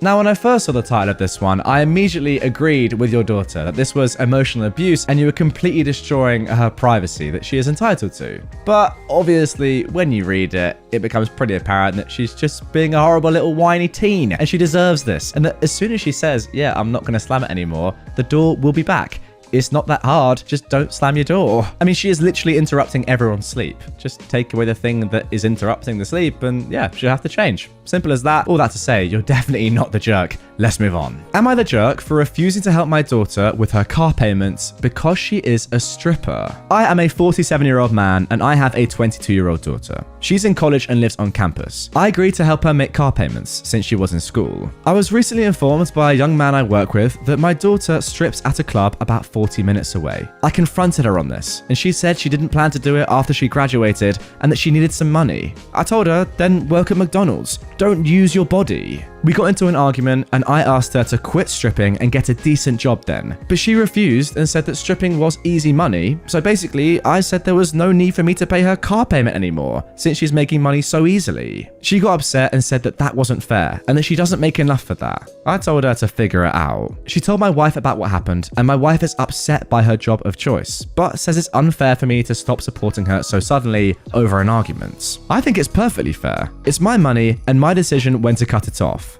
So, okay, interesting one here. It's one thing not being happy with the line of work that your daughter has chosen to pursue. I completely understand that. Look, as a parent, I think that you should, in theory, I mean, I'm not one, so I don't know how hard it is, but I think that in theory, you should let your child do what they want to in terms of their life, as long as it's all legal. However, I'll put my hands up. I get it. It's not the ideal job for your daughter to have. Yes, fine. Have your own annoyances about that. But when you're immediately, therefore, deciding to take away support from her that you've given her for a while and that you don't know how she's going to react when you just suddenly take it away, I think you're being the jerk there, no matter what she does for work. The fact of the matter is that you agreed to help her make car payments as she is in school, and now you've gone against your word for a condition that you hadn't aforementioned. That's on you. However, I will say that the biggest jerk of all in this instance is your co-worker, a young man you work with who told you that your daughter strips at a club. Like, what sort of guy, first of all, is he? And second of all, does that? That's the guy that's really interesting, I'll be honest. I mean, what sort of a man is he? Also, it's 40 minutes away. Like, there's just a lot to unpack there that I don't really want to unpack, but also do. Yeah, you're the jerk. Give your daughter the money that you owed her. And you agreed to. But that other geezer, weird. Let's carry on. Am I the jerk for not letting my miracle baby niece be my flower girl at my wedding? I am a 27-year-old woman, and my older brother and sister-in-law, both in their mid-30s, just welcomed their first child a year and a half ago. After years of trying. After many failed attempts, my sister-in-law was told that she wouldn't be able to conceive due to a medical condition she has, but they finally got pregnant. Since having my niece, the baby has been the center of attention at every family event we've had since she was born. Birthdays, weddings, family get-togethers, you name it. Now don't get me wrong, I love my niece, but it can get to be a little too much when my sister-in-law goes on and on about how long they tried to conceive, complications they've had, miscarriages they've had, etc. Like a little too much info. Many family members have commented on how it's a little bit excessive, but no one has said anything because they don't want to sound like a jerk. Anyway, I'm getting married in the spring, and my brother and sister-in-law approached me last weekend about having my niece be the flower girl. Now, my fiance, who is 35, has 2 children, a 10-year-old boy and a 6-year-old girl from his previous marriage. His son is one of his groomsmen, while his daughter had asked to be our flower girl when we told him the news that we were getting married a year ago. That's something she's always wanted to do, so of course we said yes. I explained this to my sister-in-law when she asked me about my niece. She asked if my stepdaughter can just carry my niece with her. I said I don't think she'd be comfortable with that, considering she is 6. She then asked why I can't give that role to my niece and allow herself to carry my niece down as the flower girl. I said no, because I already promised my stepdaughter. She then started going off about how my lack of effort to incorporate my niece is disgusting to her. I should honor her in some way, since I know how long and hard they tried for my niece. Now, I may sound like a jerk for this, but I kind of got fed up and snapped and said, incorporate my niece how? By the time my wedding comes around, she'll be 2 years old.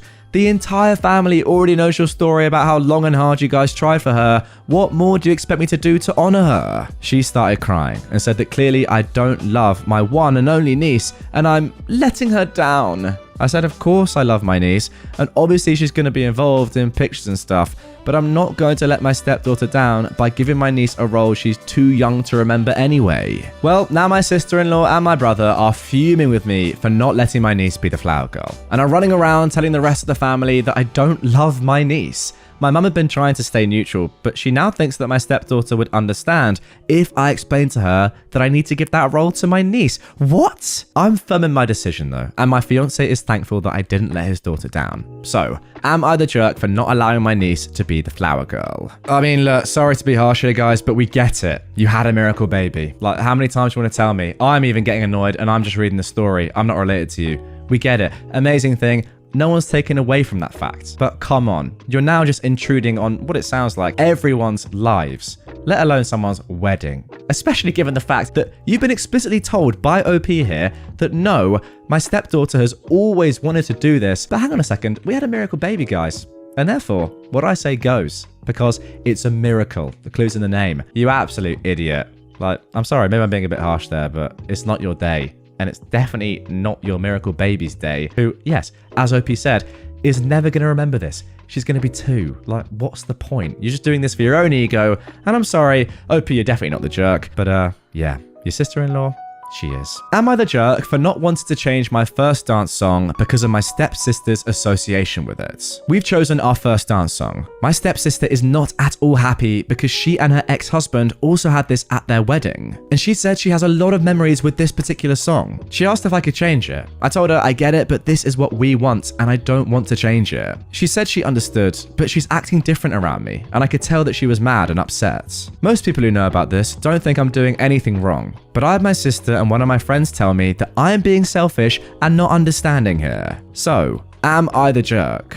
Alright, little quick one there. Now, I think we need some context for it because if you, for your entire life, you and your partner, your fiance, had always wanted this song to be your song, your first dance song, for as long as you've known each other and the first day you met, you talked about having this song at your wedding. Yeah, it's a little bit far, but you get what I'm saying. If this was always the plan to have that song, then I get why you'd have your reservations and you wouldn't want to change it. However, from the sounds of it, it just sounds like you just want to have this song, this particular song. And if that is the case, is there not one other song in the entire world that you could possibly use instead? Because after all, this is going to be a very troubling period for your stepsister, seeing you do this and hearing that song. You know, it's just not nice. And there are so many songs.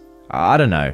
It's a tough one, but you could just do the nice thing and change it. Then again, it is your day, it is your wedding. You can't, you know, concede to everyone, but it is just a song. Oh my god, sorry. Okay, I've just noticed that OP has left an edit in the comments that I actually have to include. This is mental and changes everything. Right, let's put this up on screen right now. Yes, a few months after they got married, he was in a wreck. He thankfully survived, but has a severe TBI, among other things, and he lives in a specialized nursing home. They got divorced, but my sister still goes on about how she loves him and visits him occasionally. He doesn't remember who she is most of the time, but my stepsister says she apparently sang this song to him, and he looks like he remembers her. Her words. Oh my god. Come What May from the movie Moulin Rouge, my sister sees it as their song. She and her ex first met at the movies when they both went to watch it.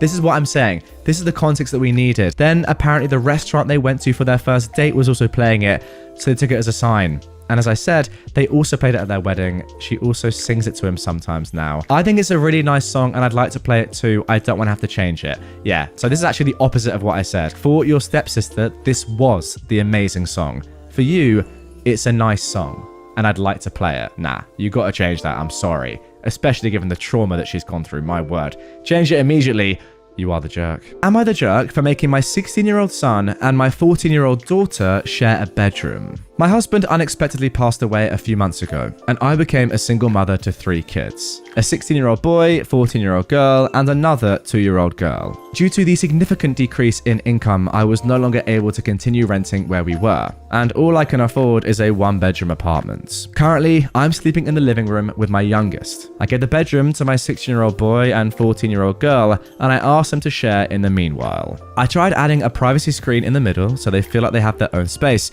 but they're telling me that this isn't acceptable. Each of my kids used to have their own rooms, so this is a massive change for them. I've been looking for a better paying job for months, and so far I've had no luck. I can't get a second job because I can't afford to pay someone to care for my 2-year-old daughter outside of daycare hours. Neither of my kids are willing to help, and they say my youngest is not their responsibility. I know the situation isn't ideal, but I don't know what else I can do. For the past month, I've not been eating anything for 2 days a week and just telling the kids that I'm trying out this fasting trend for weight loss purposes, but the truth is, I can't afford to feed us all, and I've been using the food bank. Prior to this, I'd never had to use food bank services before, and I'm so thankful that it exists. I'm both thankful and deeply ashamed though at the same time. Would I be the jerk for telling my teens that they must share a bedroom? Would it be better if I suggested my son sleep in the living room with me and have both my female kids share the bedroom instead? I don't live in the US, but it's not common for teenagers of opposite sex to share a bedroom. That is something I do absolutely recognize. Now, before I even give my opinion on this one, I need to say there is an update to this post which gives a lot more information. So without further ado, let's just get straight into the updates. I had a chat with my kids after work. I still don't want to put an adult problem onto my kids, so I only gave them a brief overview of the dire financial issues we're having after my husband and their father passed away. Us downsizing to a 1-bedroom apartment was not by choice. I also told them the truth about how I couldn't afford to feed us all, and why I didn't eat 2 days of the week. I was afraid of how they'd take that news, but it's gone better than I expected. My kids will be coming with me to the food bank for the next trip to help out. In terms of the rooming situation, both my older kids agreed that they did not want to share a room with my youngest, the 2-year-old, because she frequently wakes up at night and also has accidents. They also don't want to share with me because I get up much earlier than them to work and it would disrupt their sleep. They'd rather share the room with each other while I continue to sleep in the living room with my youngest. They both told me that their friends were saying that no kid should ever have to watch their sibling because they didn't create them. They've been told by their friends that it's parentification to be asked to babysit for even an hour, and it's never okay in any circumstance. That was why they kept calling me a jerk when I asked if they could help with childcare so I could get a second job. But now that they know how bad the situation is, my son said he wants to find a part-time job to help contribute. My daughter apologized and said it wasn't that she hated me or her sister. Both my son and daughter said they are willing to help take care of the youngest so that I can get a second job. Hopefully I can find something soon and be able to move to a larger space. Okay, there we go. Now that is what I was gonna say before I even read the update. What it is here is just a lack of information. Your kids are just being typical kids. I picture myself as a 16-year-old boy. If I was asked to share a room with my sister, who actually is a few years younger than me, and I was 16, and I had no context as to why we had to do this or the financial trouble my family was in, I honestly would have the same reaction. I'd be like, well, I'm used to having my own room back in the old house. Why are we living in a 1-bedroom apartment and why do I have to share a room? That would be my natural reaction. However, as expected, when you give your kids the actual information and the reasons behind all of this, then of course they concede and they want to help and they're being nice kids. That is what you had to do the entire time. And I'm very glad you did this. Look, honestly, I can understand this. You don't want to be completely transparent with what's going on. It's a horrible situation. Nobody wants to say to their kids, guys, look, we have to go to a food bank. I can't afford to be in a nicer house. I need you guys to give me some babysitting help while I go and get a second job to support us financially. That's not a position you want to be in, but sometimes honesty is the best policy. And look, here, clearly it's worked. Well done. So suffice to say that you're not the jerk in all of this, but still, going with this honesty was the best play. Congrats. Am I the jerk for refusing to miss some of my kids' events when my ex-wife's husband asked? I share 2 kids, Indy, a 10-year-old boy, and Colby, an 8-year-old girl, with my ex-wife Thora. We've remained very close, and she and I don't follow a strict parenting plan. We do our best to have the kids see us both as much as possible. We celebrate every birthday, every Christmas together, and we show up to support our kids together as much as we can make work with our jobs. Our families are also still very tight. The kids love it. Sometimes it will be my parenting time, but they want Thora, and so they spend the day with her, or vice versa. It just works so well for the kids. Thora married Michael in November 2021. He and I got along in the beginning. He clearly loved Thora and was great with the kids, which is what Thora and I cared most about. But then this past summer, some things changed with Michael. An example is Indy was singing and playing an instrument at this little talent show his summer camp set up. Thora and I both went, so did Michael, who took the day off work. Michael did not look happy to see me, and once Thora was not within earshot or sightline, he was visibly tense, and I swear he groaned at some point near me. Then Thora had to go out of state to see a friend of hers who was very sick. The kids chose to stay with me, and I don't believe Michael was happy about that. I tried to ask him about it, but he swore things were fine. In November, Indy and Colby had a busy month with different standout things within extracurriculars and school. I was lucky enough to attend 9 out of 10 of them, with Thora attending 8 out of 10. Michael got to attend just 3. All 3 were ones that I could attend, and it felt very much like he didn't want me there. Late last month, when Michael and I were the ones attending a school function for the kids, he asked me to show up to less of the kids' events and let him and Thora do some of that stuff with the kids as a family. I told him they already do. He said, not when I'm around, that I'm getting in the way of him being a parental figure for the kids.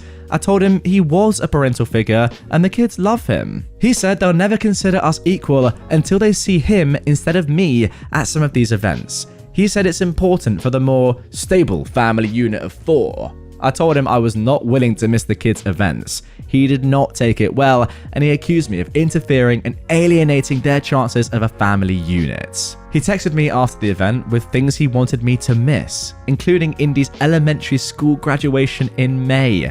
I told him that was not happening. He told me Thora wanted this too. But of course, Thora knew nothing of this and told me the kids would be so upset if we did what Michael wanted, which I knew also. She was angry at Michael. Michael's angry at me, still. He called me a jerk. I don't want to believe I'm in the wrong, but I know this is not the norm for every divorced parent situation, and it makes me ask if I am in the wrong for not letting them have some of those events, just them. And there we go, an interesting one to end this episode. For me, I can understand from Michael's perspective why this is annoying him. I honestly can. I think he should be a little bit more understanding. However, I kind of get it, right? He doesn't like that you're still about. And as the man of the family, I can understand that he's just like, yeah, well, you're the old guy, I'm the new guy. I want to have a relationship with the kids, and you can have your own thing when you go and see them and when they're with you. But for me, I want to feel like I'm their dad, I'm their stepdad at least, and I don't want to feel like someone is always treading on my toes. Now, I wonder who of you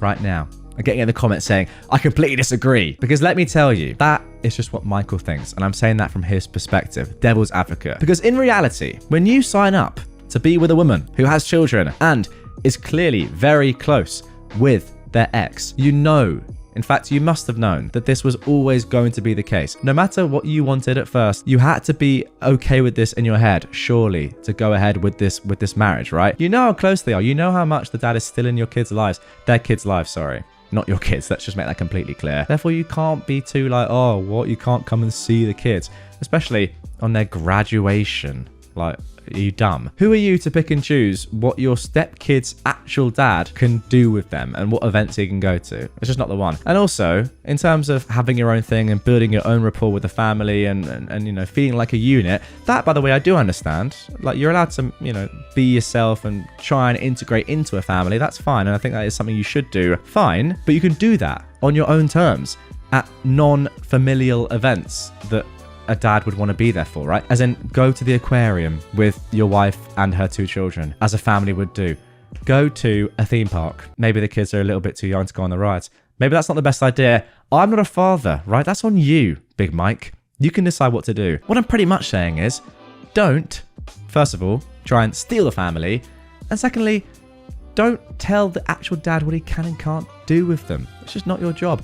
Especially given that throughout all of this, Thora is the one that is very accepting and wants this relationship to continue with OP, and it's just the way things are. Yeah, I agree, guys. That was a convoluted little bit of commentary, but you're still watching, so it must have worked wonders. Am I the jerk for going off on my wife for commenting about our 3-week-old daughter's looks? My daughter, our second child, is 3 weeks old. Pre-pregnancy, my wife was diagnosed with general anxiety disorder and depression. and in the days since birthing our baby girl, is most definitely experiencing postpartum depression. Our first child, our son, looks very much so like her. In fact, you look at baby photos of my wife, they look almost exactly like our son's baby photos. And my wife is a looker, so my son is dang cute, thank you very much. Our daughter got a bit more of my size gene pool. Her hairline kinda has a widow's peak, which I've had since I was a baby. Her lips are relatively thin, like me.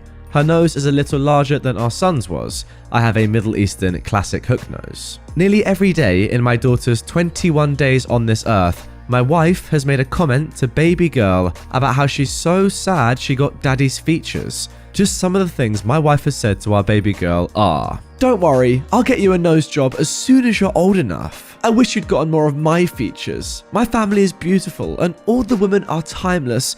Your dad's family, not so much. Your brother has the beautiful pouty lips and you got stuck with those pencil lips. Oh, it's really tough being a girl." Up until yesterday, I was taking a softer approach with comments like, "Okay, be nice," and "Okay, chillax."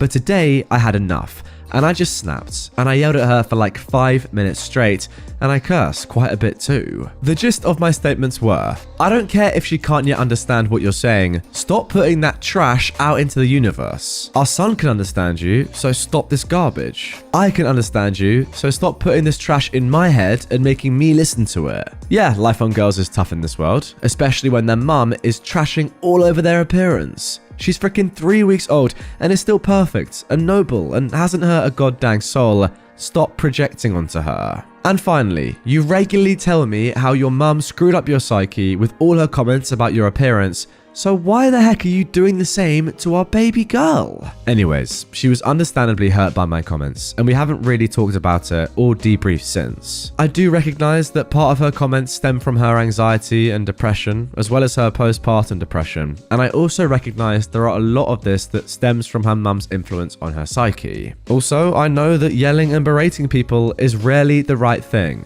So, am I the jerk here? Okay, first things first, OP, you're definitely not the jerk here. I mean, that's not even up for debate. You have to call her out on this. This is ridiculous. However, what I think is more important is less the question of whether you're in the right or the wrong for how you responded. It's more why this woman is doing this to her own daughter. That's what I think is more compelling. Like, she must know herself, right? Because as you mentioned here, the fact of the matter is that her mum did the same thing to her and she doesn't like it and she knows the effect that it's had on her. So then why is she doing that onto her own daughter? I don't think if she was switched on logically, she would do that, knowing how it affected her. So maybe there's some underlying thing going on here. As you said, you recognize that a lot of this stems from her mum's influence.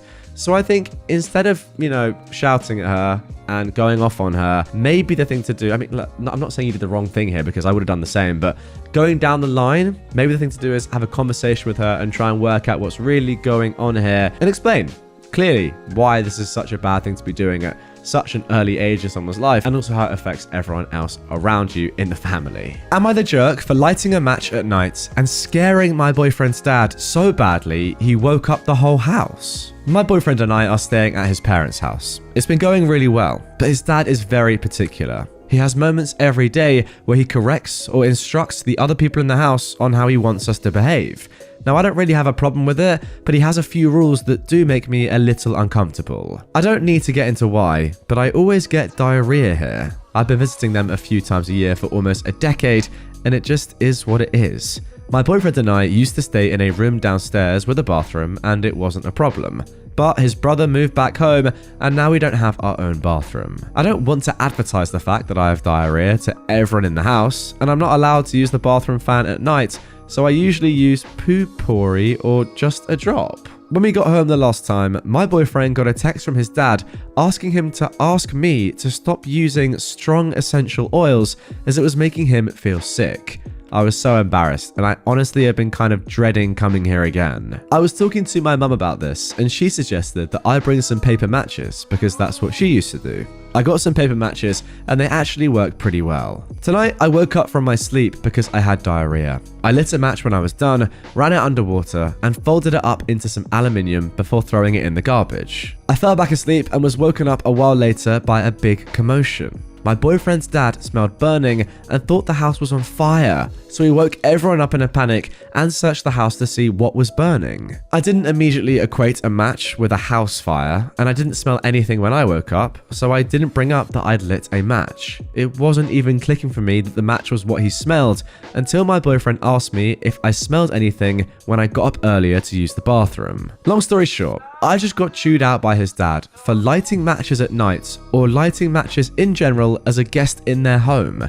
And even his mum was upset because I could have started a fire and nobody would know. I apologized and everyone went back to bed. But then my boyfriend lectured me for like 50 minutes about embarrassing him and playing dumb, about not knowing what his dad smelled and not using common sense. And then he told me to go to sleep and try not to wake everyone up again. I'm honestly fuming. My boyfriend is sleeping soundly and I'm just lying here getting madder and madder. I want to wake him up so we can leave because I feel so uncomfortable. I really don't want to face everyone in the morning. I don't feel like I did anything wrong, but I don't know if I'm thinking rationally because I'm tired and I can't fall back asleep. So what do you think? Am I the jerk? Now guys, I'll tell you what's scary. Lighting a match just sends shivers down my spine. What an absolute load of rubbish. One of the most ridiculous stories I've ever read. This family just sounds a little bit weird and controlling, and it kind of sounds like you've walked into a cult here. I'm not even joking. I'm getting cult vibes. Like they're locking you into things that you can and can't do. You can't have the bathroom fan on at night, even for a couple of seconds. Seriously? It's a bit ridiculous. What, you'd rather the rooms just stink? It's a horrible thing, isn't it? Because it's going to make OP feel extremely insecure and, as you said, uncomfortable in your boyfriend's home. And the fact that your boyfriend is sticking up not for you, but for his family and his dad? Absolutely ridiculous, given that he knows exactly what you're going through and the reasons why you had to light the match in the first place. You're trying your hardest. He's saying, just go to sleep. Jerk. Am I the jerk for interrupting my son's dates so he could pick up his little sister? I am a single father to 2 children. Max, a 17-year-old boy, and Lisa, an 8-year-old girl. I usually have Lisa in after-school clubs so that I'm able to pick her up after work. However, yesterday evening, I was given some work that had me working overtime. I did try my best to negotiate out of it, but my manager told me that the assignment was to be completed by that night, so I just did. It was nearing towards 6 p.m. and I just knew I wouldn't be able to make it to Lisa, so I called Max and asked him to pick her up. He responded by saying that he couldn't because he was on a date with his girlfriend for their 6th-month anniversary. I told him that I understood, but that I really needed him to get Lisa and that I'd make it up to him for interrupting. He just angrily turned off the phone, and I thought that while he was mad, he just decided to pick her up. But 30 minutes later, I received a call from Lisa's school as to where I was, as the school was close to closing down and nobody was there. Luckily, one of Lisa's friends' mothers said they'd drop her off, and that was all good. However, I don't really like it when Lisa goes with that particular friend. Not because of the friend, but because of the mother. She has this habit of asking maths questions in the car that she knows Lisa is unable to answer, and then she criticizes her over it. It's all just very mean. I called Max and asked him where he was, and that he was in big trouble when he got home. He just told me that he was busy and to leave him the hell alone. He came home at around 9 p.m. I told him he was grounded and that he was not allowed to use the car for a good 3 weeks. At that, he got all mad and said that it wasn't his fault. I was failing as a parent and unable to afford someone to collect Lisa. I just want some insight on this situation. Was I being too harsh? And am I the jerk for interrupting his dates? Now, this is an interesting one because from my point of view, if I put myself in your son Max's position, there is nothing I can think of that is worse than my date with my girlfriend being interrupted by my dad. Fair enough, from Max's perspective, that is just not something that you want to have happen. And I completely understand that. However, from your point of view, the stuff that he is saying to you is absolutely mental. I'm sorry, it is. The fact that he's saying you failed as a parent because you're unable to afford to collect your daughter is crazy. And for that alone, I'm sorry, you're right. He has to be grounded. Simple as that.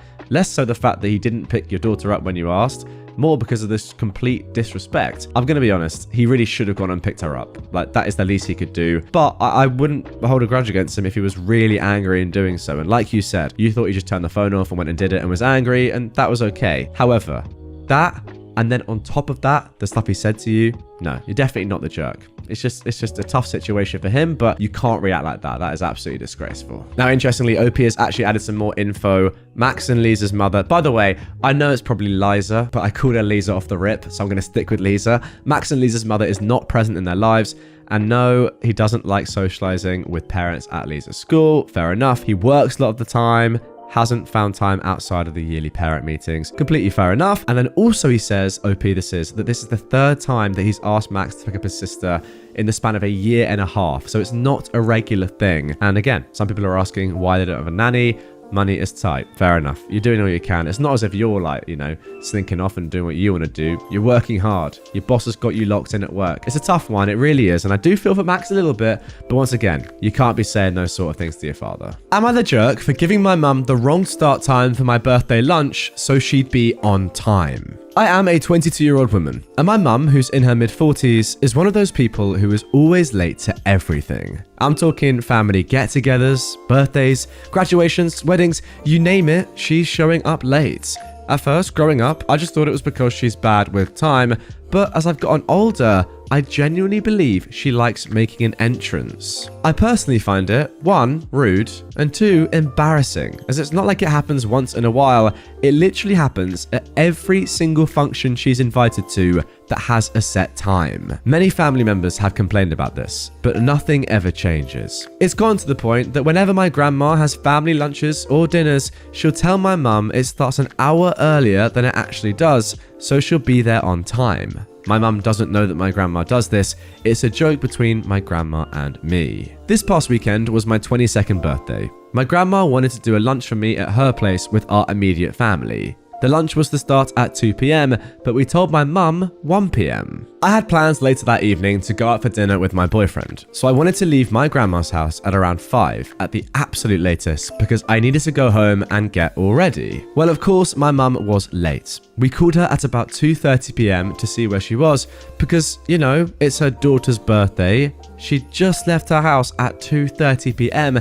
and still had to pick up her boyfriend on her way to my grandma's, which is 30 to 35 minutes away. So none of us were expecting her to arrive until about 3:30. She finally arrives 2.5 hours late from the time we told her and makes her little entrance. We question her about it. She tells us she thought the lunch started at 2. We asked her where she heard this from, and she said my aunt, who was present at the lunch, told her. We questioned my aunt, and she said that she felt bad lying to my mum. Everyone is pretty annoyed, but we all move on. Fast forward an hour later at 4:30, and I have to start leaving. My mum starts getting all annoyed with me that I'm leaving so soon, and that she barely got to see me for my birthday. I told her that my life doesn't revolve around her and that she should have been there sooner. She started giving me attitude and listing all these excuses as to why she's late. I couldn't be bothered to hear them and I left. Later that night, she messaged me saying that I was acting like a jerk towards her and it was rude of me to lie to her about the time the lunch started. My mum and my aunt think I'm the jerk for lying to her. My grandma doesn't think it's a big deal and that they're overreacting. I came here for some outside opinions. Now, the reason I picked this story out in the first place is because it's very pertinent to me, or at least I thought it was going to be. I am someone that massively struggles with time issues. Time management is something that I've tried to work on. I'm still just naturally very bad at it. Call it laziness, call it lack of, whatever you want. I don't care. But the truth is, I do struggle with it. However, when there is a set time for something to start, like an event, or, you go to the cinema or the theater or something, and you know that it starts at this certain time, or someone's birthday officially starts at a certain time, I'm not going to go late then and make an entrance. Like, who does that? Sorry, that's just strange. Like, yeah, look, I'll hold my hands up. Sometimes I do happen to be a little bit late, but I'm not choosing to do that, nor am I coming in making a big entrance. I'm coming in sheepishly and saying, yeah, sorry, I'm late. But I'm here now.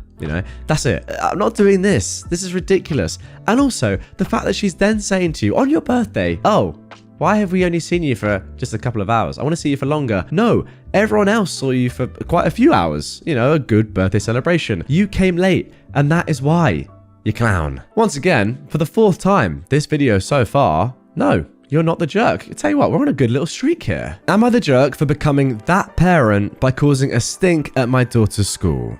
My daughter, Cleo, who is 11, is very active outside of school. She plays soccer, takes swim lessons, and will play outside a lot with neighborhood kids. She's very social. Most of her friends are from outside of school. At school, however, she struggles making friends. Cleo has ADHD and was bullied in 3rd and 4th grade for some of that. While it was brought under control by the 5th, her current grade, these kids still don't play with her and pretty much ice her out. While I don't think that they have to play with her, it also means that she doesn't socialize a lot at school. She's okay with this. Her teacher says our daughter often plays alone at recess or reads. My wife and I were not very concerned and explained she's very social and active afterwards. Cleo is a huge reader. She's currently reading her way through my wife's collection of books from her childhood. She loves them and treasures them, knowing they were her mama's, and wants to take great care of them. She came home on Tuesday, very upset and worried her mum would be upset with her. I asked why, and she said her teacher took her book away and won't give it back until tomorrow. When pressed for more information, she said she was reading at recess. Her teacher walked over, took the book, and told her to go play. My daughter begged for her book back, and the teacher refused. I quickly assured Cleo that she wasn't in any trouble and even called my wife at work to have her back me up. It was quite concerning that she was so afraid, as my wife isn't one to fly off the handle. She's always gentle with Cleo. As suspected, my wife assured her she wasn't upset and that Cleo did zero wrong. The next day, I brought Cleo to school early and walked her to class. No one but the teacher was there. I told the teacher to give me the book. She obliged and tried to defend herself. I told her to save it and she had no right. There is no rule that Cleo has to do physical activity at recess, and we expressed no concern. The teacher said that she was allowed to set boundaries for her class, but I pointed out that recess was free time. It's not like Cleo is reading during math. We went back and forth, and finally I said I'd be reaching out to the principal. The issue was resolved quickly. I don't know the particulars, except the principal told me that Cleo is allowed to read at recess, and unless she is actively harming someone or reading during a non-designated time, she wouldn't have any more books confiscated. My wife and I were pleased. Cleo even more so. My cousin is a teacher at this school, just a different grade, and she says what I did is hot gossip in the teacher's lounge and that I've been marked as one of those parents. She says the teacher isn't paid enough and I should have just accepted the rule. When I pointed out we only have 2 more months left at this school, Cleo is our only and starts junior high in August, that's not a concern. My wife and I feel justified, but we're wondering if I'm a jerk. See, I think this is actually incredibly harsh that you've been labeled as one of those parents in the staff room, because we all know what one of those parents means, right? It's someone that's just pretty much a Karen, right? Someone that just complains about every little thing, thinks their child is above other children, is just an absolute angel, whatever. And they always say like, no, you need to be doing this with my child, do this with my child, give special treatment, etc., etc. We all know what that means. Now, this is the complete opposite of that. You're complaining because your child has not been allowed to read a book in their free time, something that is educational anyway. That is extremely strange, first of all. And second of all, yes, absolutely you should be allowed to complain about this. And the fact of the matter is that the issue was resolved and the principal got involved and took your side, right? They don't have to do that just because you're a parent. They could have easily said, listen, I'm sorry that you feel that way, but this is how we run the school, if you were saying something ridiculous. But the fact of the matter is, they know that what you're saying is right, and therefore it's been changed. I don't know how you've now become one of those parents. That's ridiculous. And just to make it completely clear, no, of course, you are not the jerk. I also have no idea how a teacher's pay has anything to do with her overstepping boundaries. I don't care how much money you get or how little money you get. Don't tell someone on recess to not read a book. Strange behavior. All right, let's see if we can make it through this entire episode without actually coming across a jerk. Maybe for the first time ever. Am I the jerk for asking for more money for my car? So, I, a 28-year-old man, offered to sell my RAV4 that has 100,000 miles on it in January to my brother and his wife. They have a baby and a beat-up Honda Civic, as well as a Scion with way too many miles on it. They shared they'd be car hunting this year. I offered to sell it to them for what Carvana offered, which was $14,500, and they agreed to it right away. The problem is that my wife and I still haven't picked out our replacement car. So, they check in every week or so, but we weren't ready. In the end, we decided to hold on to the car until our trip to Disney this past week. I checked Carvana again, and they'd offered me more. This time, $16,500. I texted my brother telling him that he could have it, but he would need to match Carvana's new offer. He responded saying that they're not haggling, and they've been put off buying a car for months as they thought we had an agreement, and they were just waiting on us. They called me a jerk for stringing them along for 3 months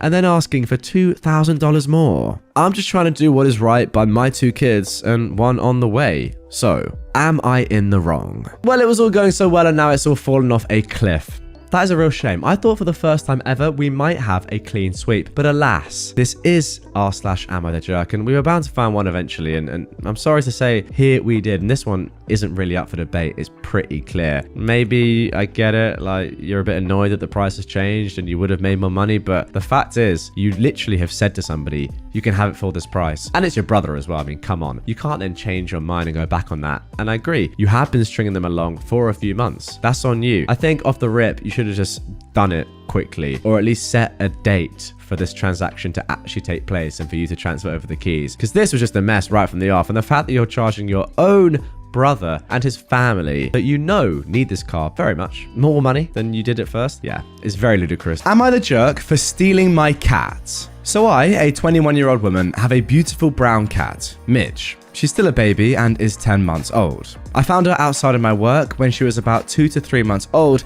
and I immediately fell in love with her. We've had the best time together, and her being my first pet since moving out makes me even happier. My cousin, Tanya, who is 15, visits me a lot since we live in the same city and I enjoy having her. She also really likes cats, but since her father is allergic, they don't have any at home. She really loves coming over to see Midge, and I'm glad to be able to provide her with Midge's presence. School recently started, and before I go back to full-time student, I've been having to work almost 45 hours a week to afford my lifestyle for the next couple of months. Since I was busy, I let her have the responsibility of taking care of Midge, such as feeding her, cleaning her litter box, etc. It was going really well. Now, one time I didn't have the chance to take Tanya home since I was going to be at work. So I gave her my spare key to lock up and I scheduled an Uber to take her to her house. When I came home 8 hours later, Midge was gone. I called Tanya and she swore that Midge was home when she left. But after a couple of hours,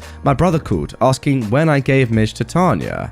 I was confused, and he sent me a screenshot of Tanya kissing Midge on her Instagram story. I knew then that she'd blocked me from being able to see her and was shocked that she would do this to me, as well as lie to me. I had a spare key to their house and I went right over and took Midge back when they weren't home. When I got home, Tanya called screaming at me over the phone, telling me I broke into their house and stole her property. I laughed and I asked how Midge was hers. She told me since she took care of her, she deserved her since I wasn't home, and she had to save Midge. Her parents were also pretty upset since I did go into their home without permission, and they told me that I didn't deserve Midge from what Tanya told them. They told me they decided my uncle is going to take allergy medication and so that Midge can stay there and I needed to give her back. Of course, I said no. Tanya ended up calling my mum, lying to her that I abuse Midge. My mum called angry, asking me how I could do this to Midge, and if I don't give her to Tanya and her family, she will disown me? Tanya texted me this weekend, saying that if I apologize, she might forgive me. Her parents have been texting me all weekend that they're going to press charges since I did go into their home, and they're going to take Midge. I just don't know what to do. I love Midge so much, and my mum gave my aunt and uncle permission to go to my apartment and take her. I know this because Tanya texted me this. I'm assuming to scare me.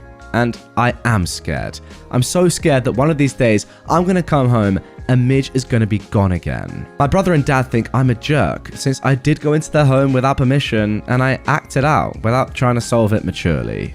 So, am I the jerk for stealing my own cat? Now guys, good news. There is actually an update to this r/am I the jerk post. But first of all, I want to give my opinion, and there is no way that you're in the wrong here. Now, funnily enough, I have a story myself which is quite comparable. My dad, back in the day, had his bike stolen, right? A tough thing. Not as bad as a cat, of course, but a tough story nonetheless. However, he was walking about in the local streets of wherever he lived, and he saw it in the front garden of a house. It was unmistakably his. So what did he do? Well, he jumped the fence, got the bike, and left. Now, is that stealing is my question.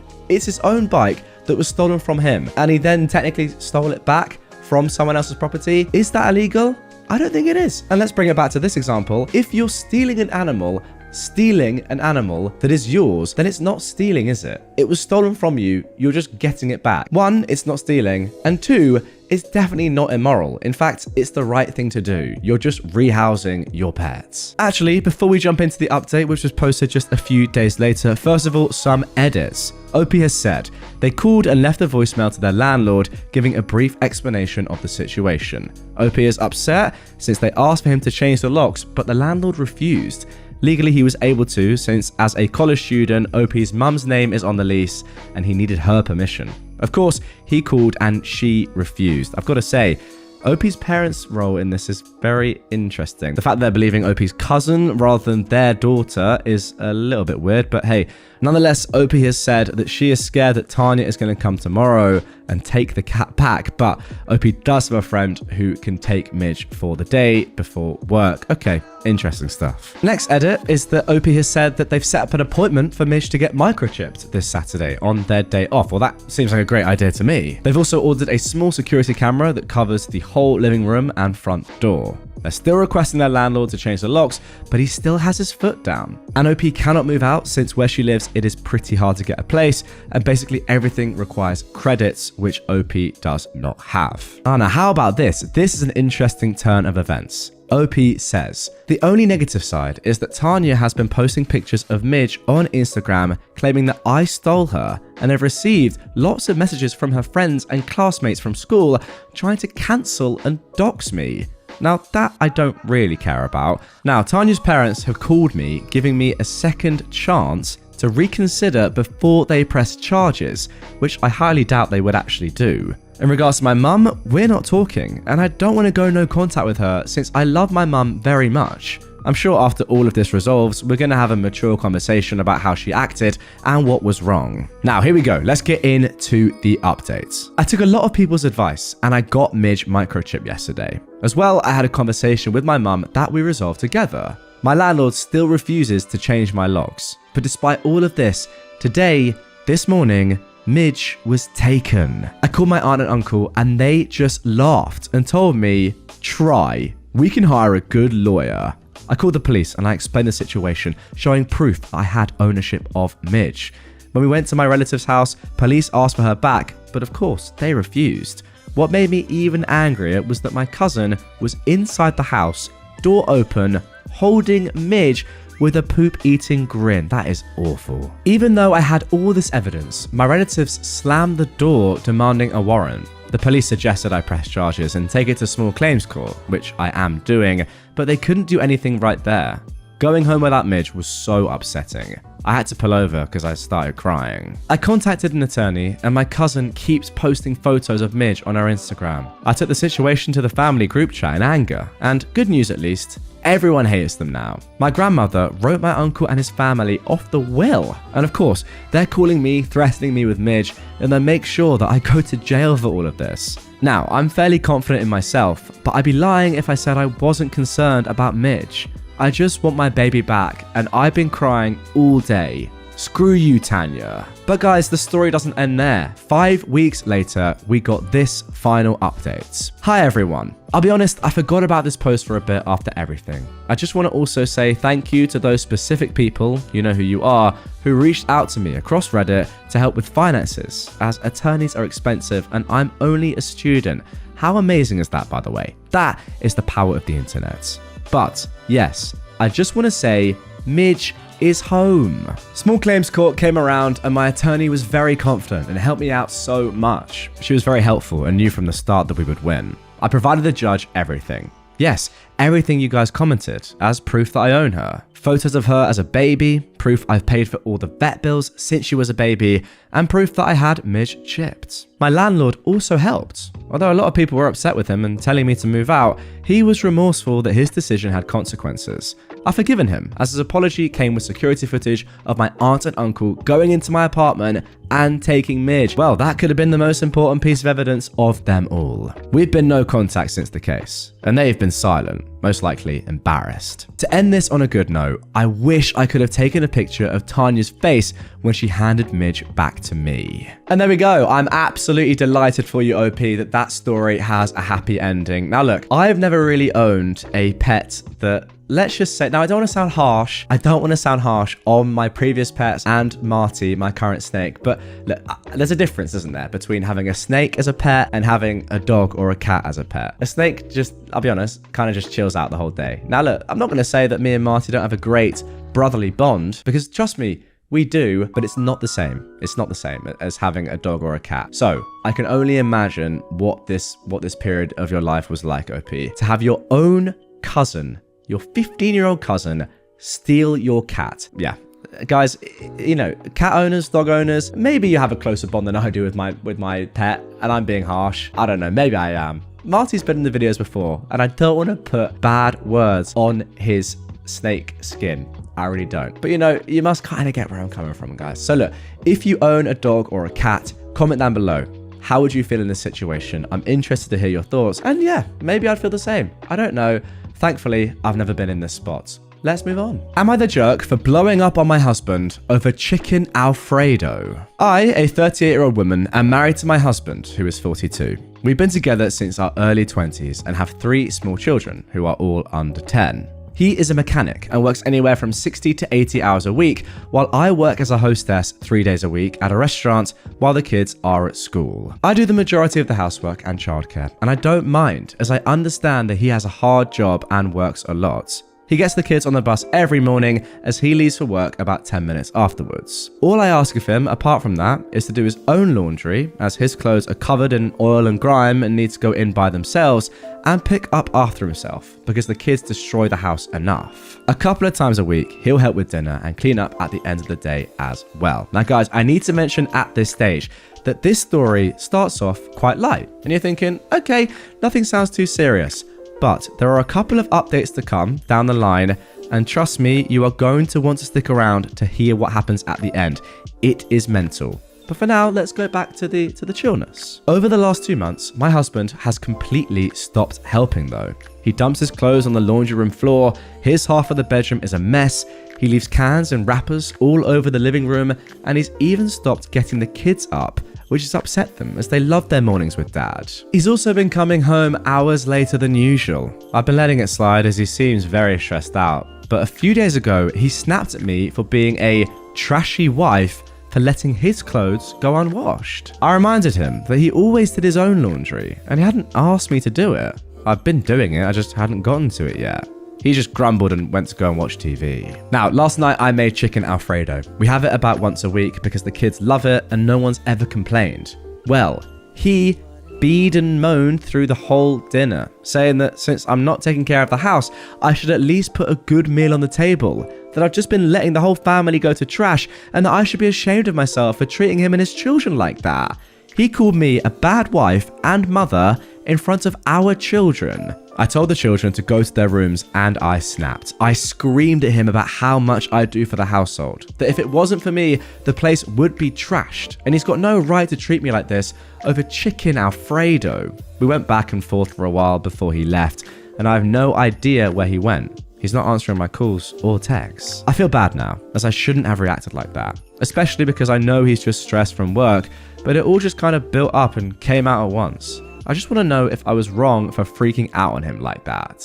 Now, there is an update to come, as I said, but before we get into that, guys, first of all, I want to pick out a couple of relevant comments which OP has replied to. First of all, the top comments. I sincerely hope I'm mistaken, but your husband may be having an affair and setting you up to be the bad wife and mother to justify his behavior. OP replied, the thought of an affair hadn't really crossed my mind. I know that his job lost an employee, so the workload has gotten bigger, so I really hope it's just that. Another Redditor says, in the past 2 months, have you attempted to find out why your partner has changed so drastically? OP replies, I've asked him, but he tends to brush me off and says that he doesn't want to think about work. I do know they recently lost that employee and the workload has gotten bigger for everyone, but he's had co-workers quit in the past and never behaved like this. Someone else asks, have you looked at his paychecks recently? I guess hinting that something else could be going on.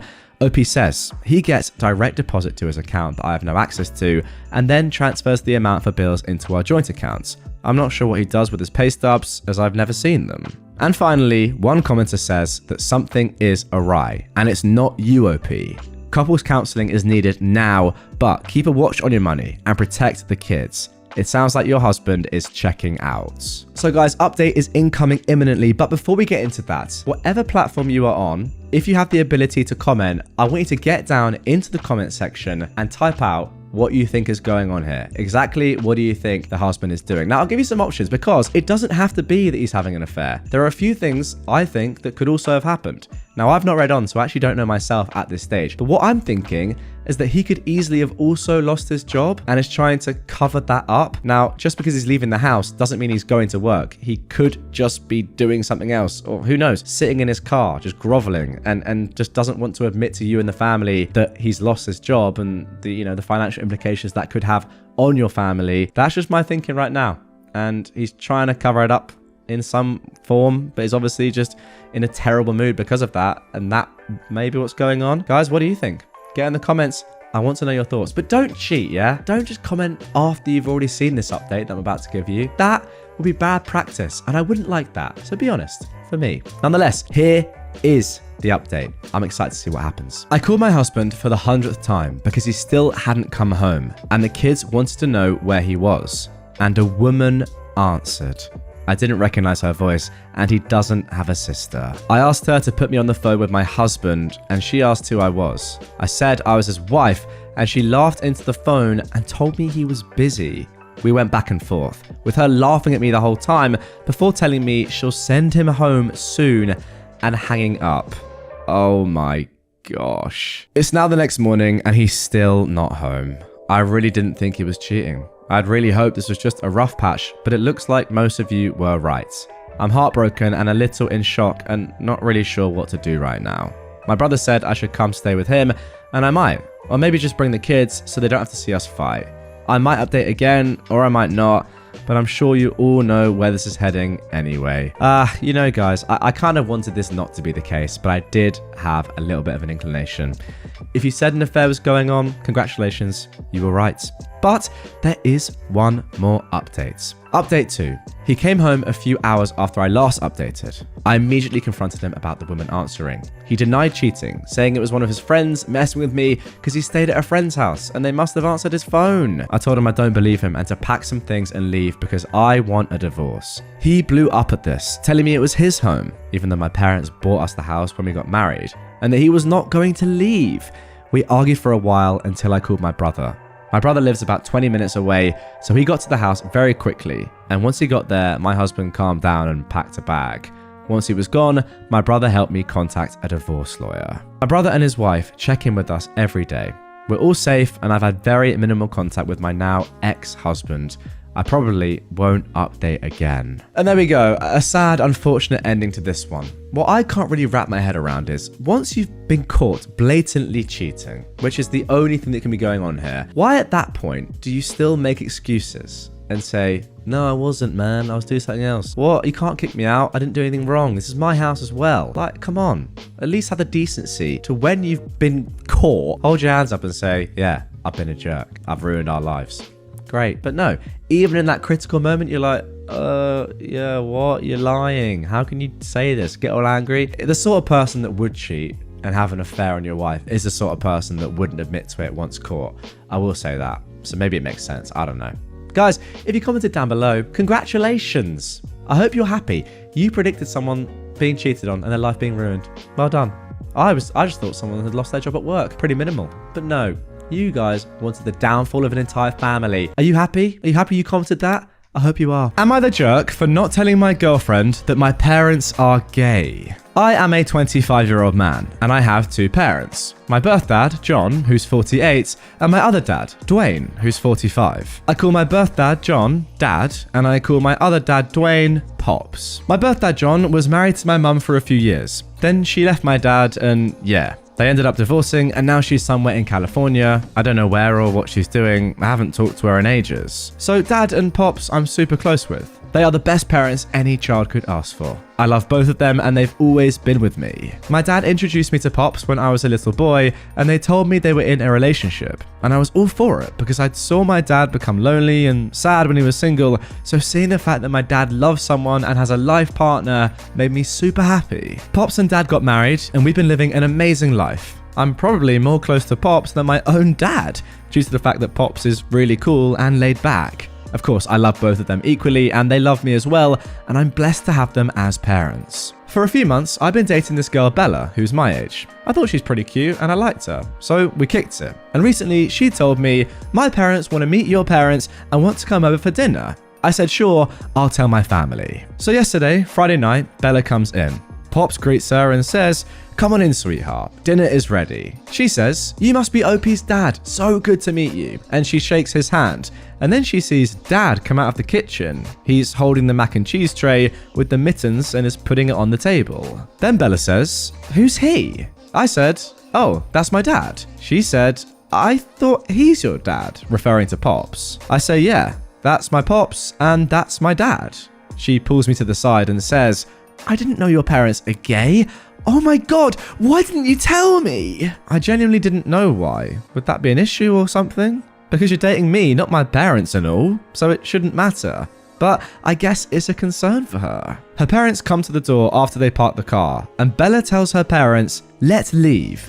And they left. I told my parents I'm sorry, and they said, son, don't worry, this is nothing new. And then we all sat down and enjoyed dinner and went to sleep. So, am I the jerk for not telling? Well, the saddest part about that story is the ending. Your parents saying to you, this is nothing new. Unfortunately, it's a fact. Homophobia is still rife in 2023. Very, very sad to see. I mean, look, no doubt there's been a lot of progression. My uncles, for example, were able to get married a few years ago. So that's great. However, we have to change the hearts and minds of so many out there that are still just disgusting people. I don't know what the problem is. I really don't. Yeah, maybe you could have told her beforehand, but there's no reason to tell her. Like, I wouldn't tell my girlfriend before meeting my parents, oh, by the way, my parents are straight. So I wouldn't tell her, oh, by the way, my parents are gay. Like, it's not a thing. It doesn't matter. As you said, she's dating you, not your parents. I don't know why that would be a problem. Yeah, just simple homophobia, and that's very sad to see, but at least now you know. That's always a positive. Am I the jerk for falsely accusing a veteran of stolen valor when she couldn't give any details about her service? I am a 34-year-old man, and I served as a captain in the Marine Corps. I've left the service, and right now I'm doing an MBA. One of my classmates, a 31-year-old woman who we'll call Jess, is very gentle, very soft-spoken, and unassuming. Jess and I were working together on a case study once, and I started opening up to her about my military service and all the lessons that I've learned from the Corps. Jess enthusiastically told me, that's so cool. I was a surface warfare officer in the Navy. I immediately felt suspicious about this claim. As I said, Jess is very demure, and she doesn't really have the bravado that is required in the military environment. At least I feel like a certain amount of bravado is required. Yes, I still humoured her, and I began asking about the details of her military experience, where she deployed, what courses she went through, what ship she served on, etc, etc. Suddenly, Jess got all tight-lipped and she couldn't say anything specific about military life. She kept making excuses along the lines of, it just wasn't a good period of my life, and I'd rather not talk about it. Eventually, I felt like I'd done enough snooping around, and I bluntly told her that she was BSing, and that I'd rather not work with a phony. I talked about this experience with my friend Max at our school's veterans organization. I told Max to be wary of anything Jess says. Max responded by telling me that Jess did serve. He's seen her paperwork and ID and everything, and that in fact, one of her MBA recommendation letters was written by a retired Rear Admiral who held Jess in high regard.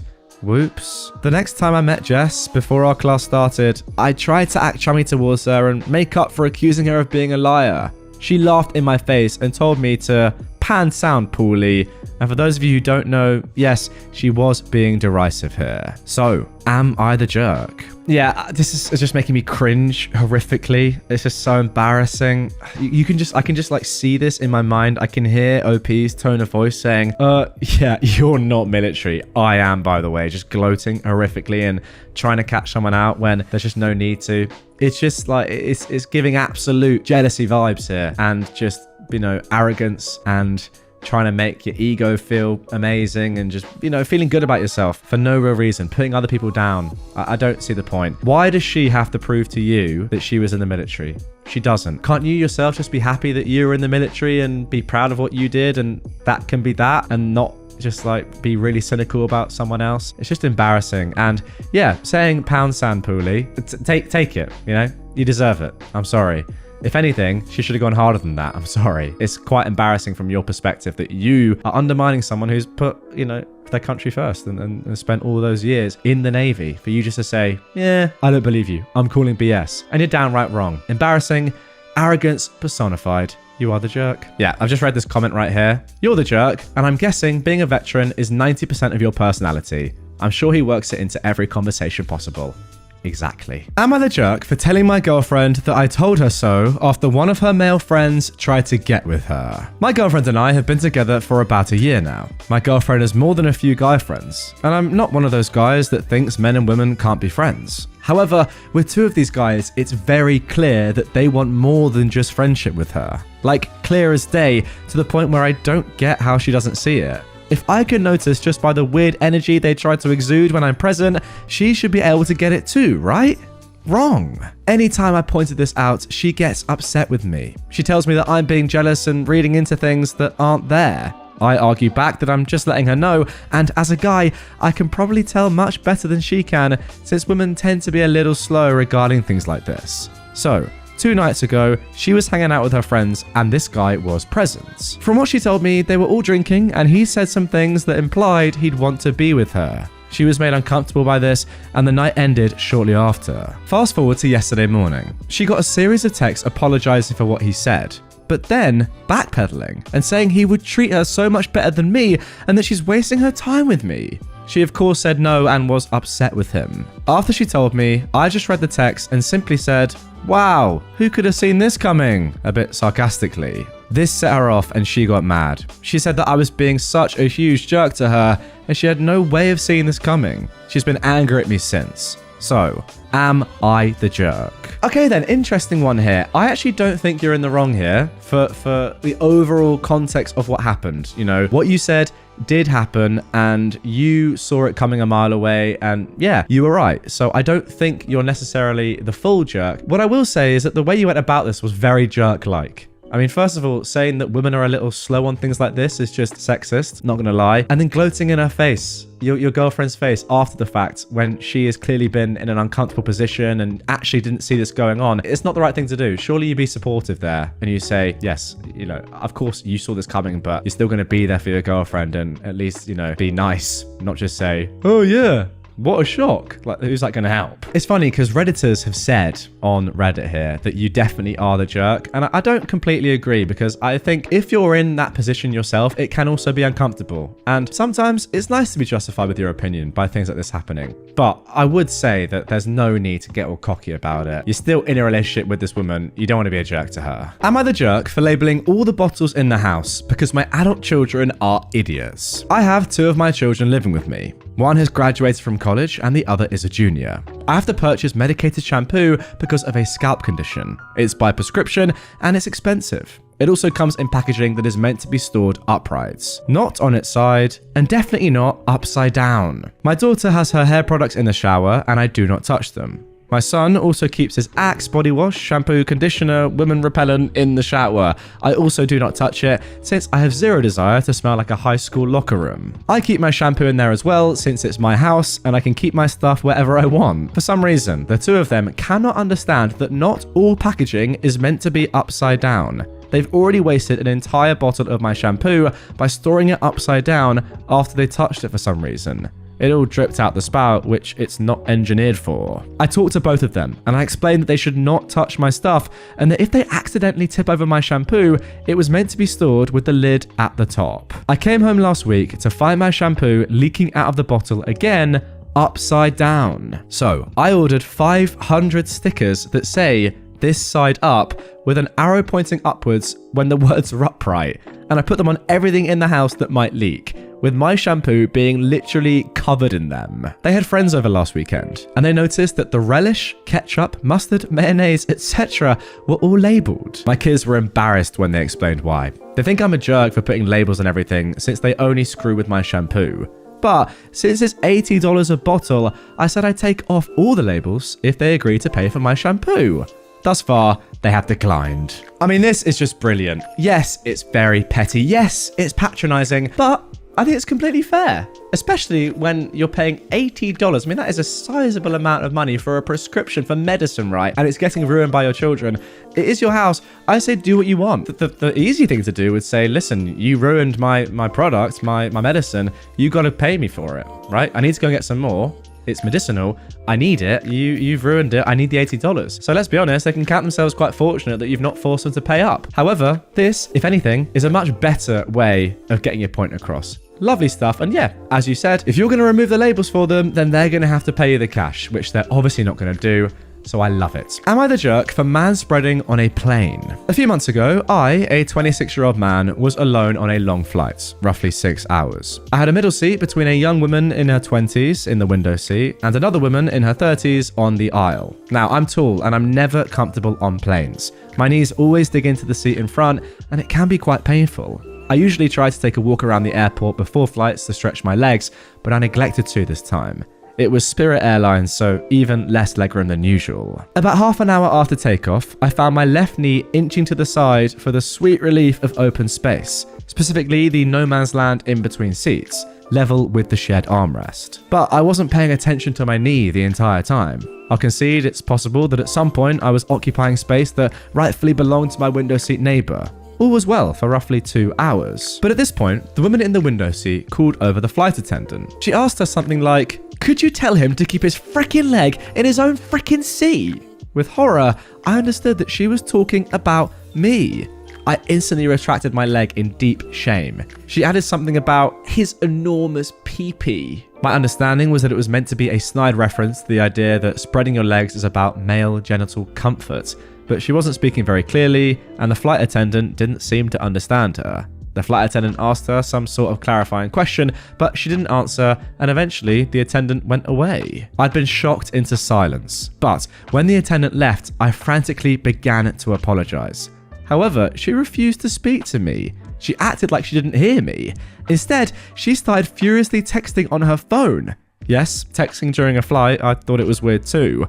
Our seat woman said she had some extra space on her side that I could use, but then promptly went to sleep. Oh well. I tried again to apologize to window seat woman, but again, she ignored me. I went from embarrassed to confused. I kept replaying it in my head, wondering why she didn't simply ask me to move my knee instead of calling over the attendant. I started sneaking peeks at her phone. My defense is that I was baffled by her behavior and wanted answers. I'll admit that I was being judgmental too. But here's why. She spent the last 3 hours of the flight watching TikToks about shaming obese people and texting someone she called Pappy. I didn't see all of it, but a significant portion was definitely about me. She wrote, "Men really do be too much sometimes," with a laughing emoji. She ignored me the whole rest of the flight, and I ignored her. I got a good but painful workout of whatever muscle it is that keeps your knees together. See, this is honestly a tough one.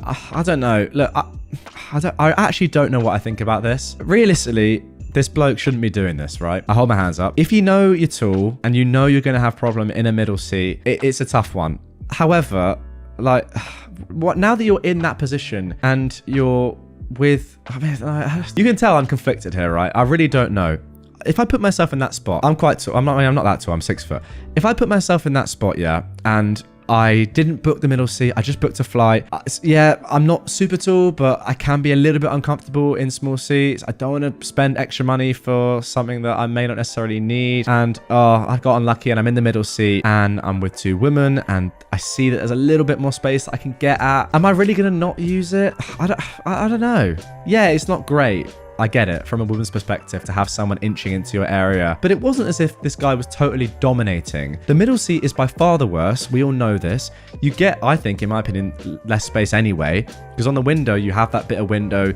your knee can go down the side of the seat in front. You don't get that in the middle. And on the aisle, you can stretch out a little bit into the aisle as well if you really want to. The middle, you just don't get that. However, I do think that this guy could have done this, could have gone about this differently. He could have asked beforehand. I don't know what he was doing by snooping on someone's phone. I mean, that is just pure wrong. I don't know though. Like, if it was such a big issue, wouldn't the flight attendant have said, yeah, we need to change this or something like that, instead of just saying, oh, it's fine, leave it? I don't know. Like, this is one where I really think that you guys need to come in the comments and let me know, because it's a tough one. It really, really is. You know what? I know what the majority of you are going to say, that this guy is the jerk. He should have booked a bigger seat, knowing that this was going to be an issue. I get that. I just think practically, is that likely? Again, I put myself in that spot. Is it that bad if I just use a touch more space? Yes, ask, and yes, don't snoop, and just be nice about it. But he did frantically apologize. He didn't know, not that he should have known. Like, you know, it's not the sort of thing where you go, oh, I didn't realize, therefore it's not my fault. I get it. I don't know. I really don't know. It's easy to say, pay for extra leg space, do this, do that, you know, be more prepared. But let's just be practical about this. In a real world, what's the answer? Is this guy the jerk? I'll leave that one up to you lot. I really will. Also, I need to just say, like, this woman has handled this awfully. Do you know what I think? She's just being a Karen. I get it. It's not ideal for her, but there are better ways of handling this. Why is she not clarifying her point to the flight attendant? Why is she just going in on you? Surely any reasonable person says to just you, hey, would you mind just, you're coming into my area a little bit here. I know you're taller, I know I'm smaller, but we pay for the same amount of space. That would be completely reasonable. And then if OP doesn't do that, then you say, okay, I'm gonna have to get the flight attendant because I'm not getting my money's worth here. But she didn't do that as well, which, I don't know. It makes it a little bit more debatable for me. But yes, as I said, get in the comments. Let's carry on. Am I the jerk for refusing to take my girlfriend to nice places because she eats like a kid? My girlfriend is an incredibly picky eater. Like I said in my title, she eats like she's 10 years old. In fact, I'll give a short list of things that she refuses to eat. Unflavored water, fish, excluding fried shrimp, anything with bones, cheese other than sharp cheddar, spinach, onions, garlic, pasta without red sauce, eggs, spicy food, aioli, ketchup, potatoes other than French fries, pastries with fruit, citrus, sausage, or any non-American food. This compares to me, someone who grew up in multiple different regions of the US and lived abroad for a few years, so I'm a bit more adventurous when it comes to food. Whenever me and my girlfriend go out somewhere nice, she ends up getting the same meals, usually either a burger or chicken tenders and fries. We could be going to an authentic Nepalese restaurant and she'll get the French fries and white rice. To me, it's kind of embarrassing to go to a restaurant where there's a dress code and for her to order chicken tenders and fries. It especially bothers me that since I typically pay, I end up paying $15 for chicken tenders that I could get from the freezer section at Walmart for $5. Recently in our area, a very nice dinner place opened up and my girlfriend has been dying to go. I took a look at the place and the menu and saw that it looked nice, but the food was kind of pricey. She said she was probably going to get chicken tenders as per usual. I asked her what's the point of going then if I can toss some tenders in the air fryer for her and not spend a ridiculous amount of money on it. She asked why I had an attitude about this, and I told her that I thought it was a waste of time and money to go to a nice place to get little kids food. She interpreted this as me calling her a little kid. I clarified that I wasn't calling her a child, however, it is kind of childish for her to eat the way she does. I also said that if she's gonna order food we can make at home, there's not any point in us going anywhere. This led to an argument about me thinking I'm better than her. So, am I the jerk? Okay, I'm not gonna lie guys, I'm being tested here today. This is another really controversial one that I think is super close and it could go either way. Right, let's go through this from the beginning. First of all, is it a shame that your girlfriend is an incredibly picky eater when you are not? I would say yes. And I would also say that as someone like you who clearly enjoys their food, experiencing different cuisines, has done so throughout their lives, it's a bit of a deep question, but are you really that compatible with someone that eats chicken tenders every time you go out? I'm not entirely sure. I feel like that's quite a big thing.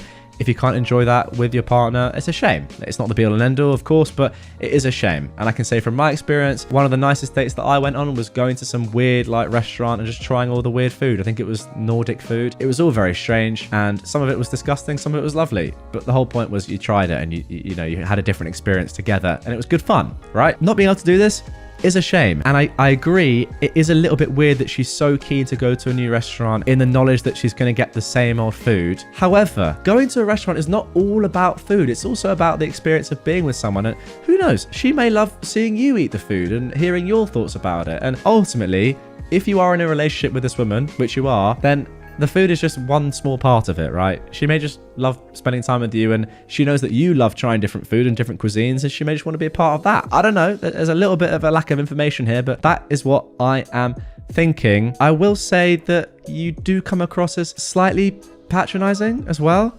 I don't think it's the worst thing for someone just to be super picky. Obviously, it's not ideal. And, you know, of course, in an ideal world, you would be able to experience these things with her. But is it the end of the world that she's going to have chicken every time? Is it really that bad that you have to spend a little bit more money on stuff that you could get from the shop to enjoy her company and being together? I don't think so. What I would say, though, is that there are some compromises that you could make here. For example, you could say to her, look, I don't particularly enjoy paying for things that we could get from a freezer and eat at home when we're out at nice restaurants at exorbitant prices for what the actual contents of the dish is. Would you mind paying for it? I think that's a reasonable request. If she says no, then yeah, it's a problem. If not, you go from there. Or you could say, really, why are we going to these restaurants if you're not going to eat the food? And then you can actually get to the bottom of why she wants to go, and probably there's a reasonable answer there. I don't know. I feel like there's a bit of information missing, and there is an agreement that you could both come to. And look, I get it. It is a little bit embarrassing for you, but this is the person that you are dating. And at the very least, she is eating every time you go out. Like, imagine if she was the opposite and saying, no, I don't want to go to these places with you because I don't want to eat the food, right? At least you're going and experiencing this together, and you're not having to go and find another friend or parent or whatever to go to these restaurants with. I see some comments on Reddit saying you can do this with other people. Nah, I think it's a nice thing to do with your partner, even if they're not eating the food. And she's not stopping you from doing that and enjoying these new cuisines. In fact, she's encouraging it. I don't know. I think there's more to this, more information required, something you can definitely work on. And now for our final post of this episode. Am I the jerk for leaving when my brother-in-law wouldn't let me in the hot tub? My brother-in-law just bought a new house. He lives about 4 hours from us. Last weekend, my husband and I went to visit him for a few days and see the house for the first time. Long story short, I got my period while I was sleeping, and the guest room sheets had a small bloodstain, about the size of a quarter. My husband helped me to strip the bed, and I went down to the laundry room to pre-tree and then wash the sheets. When they were done, the bloodstain was 100% gone, but when we told my brother-in-law, he looked completely disgusted. He inspected the sheets super closely for a very long time. And finally, I was like, Jesus, if you're looking that closely and can't find the stain, can't you trust me that I got it out? He seemed really put out by the whole thing. That night, we had plans to hang out in my brother-in-law's hot tub in the backyard. But after dinner, he told me that I wasn't allowed in the hot tub because of my period. I was shocked, and I explained that the nighttime leak was because I hadn't been expecting my period and I'd been fast asleep all night, but that it was perfectly safe and sanitary for me to put in a tampon and sit in the hot tub for an hour.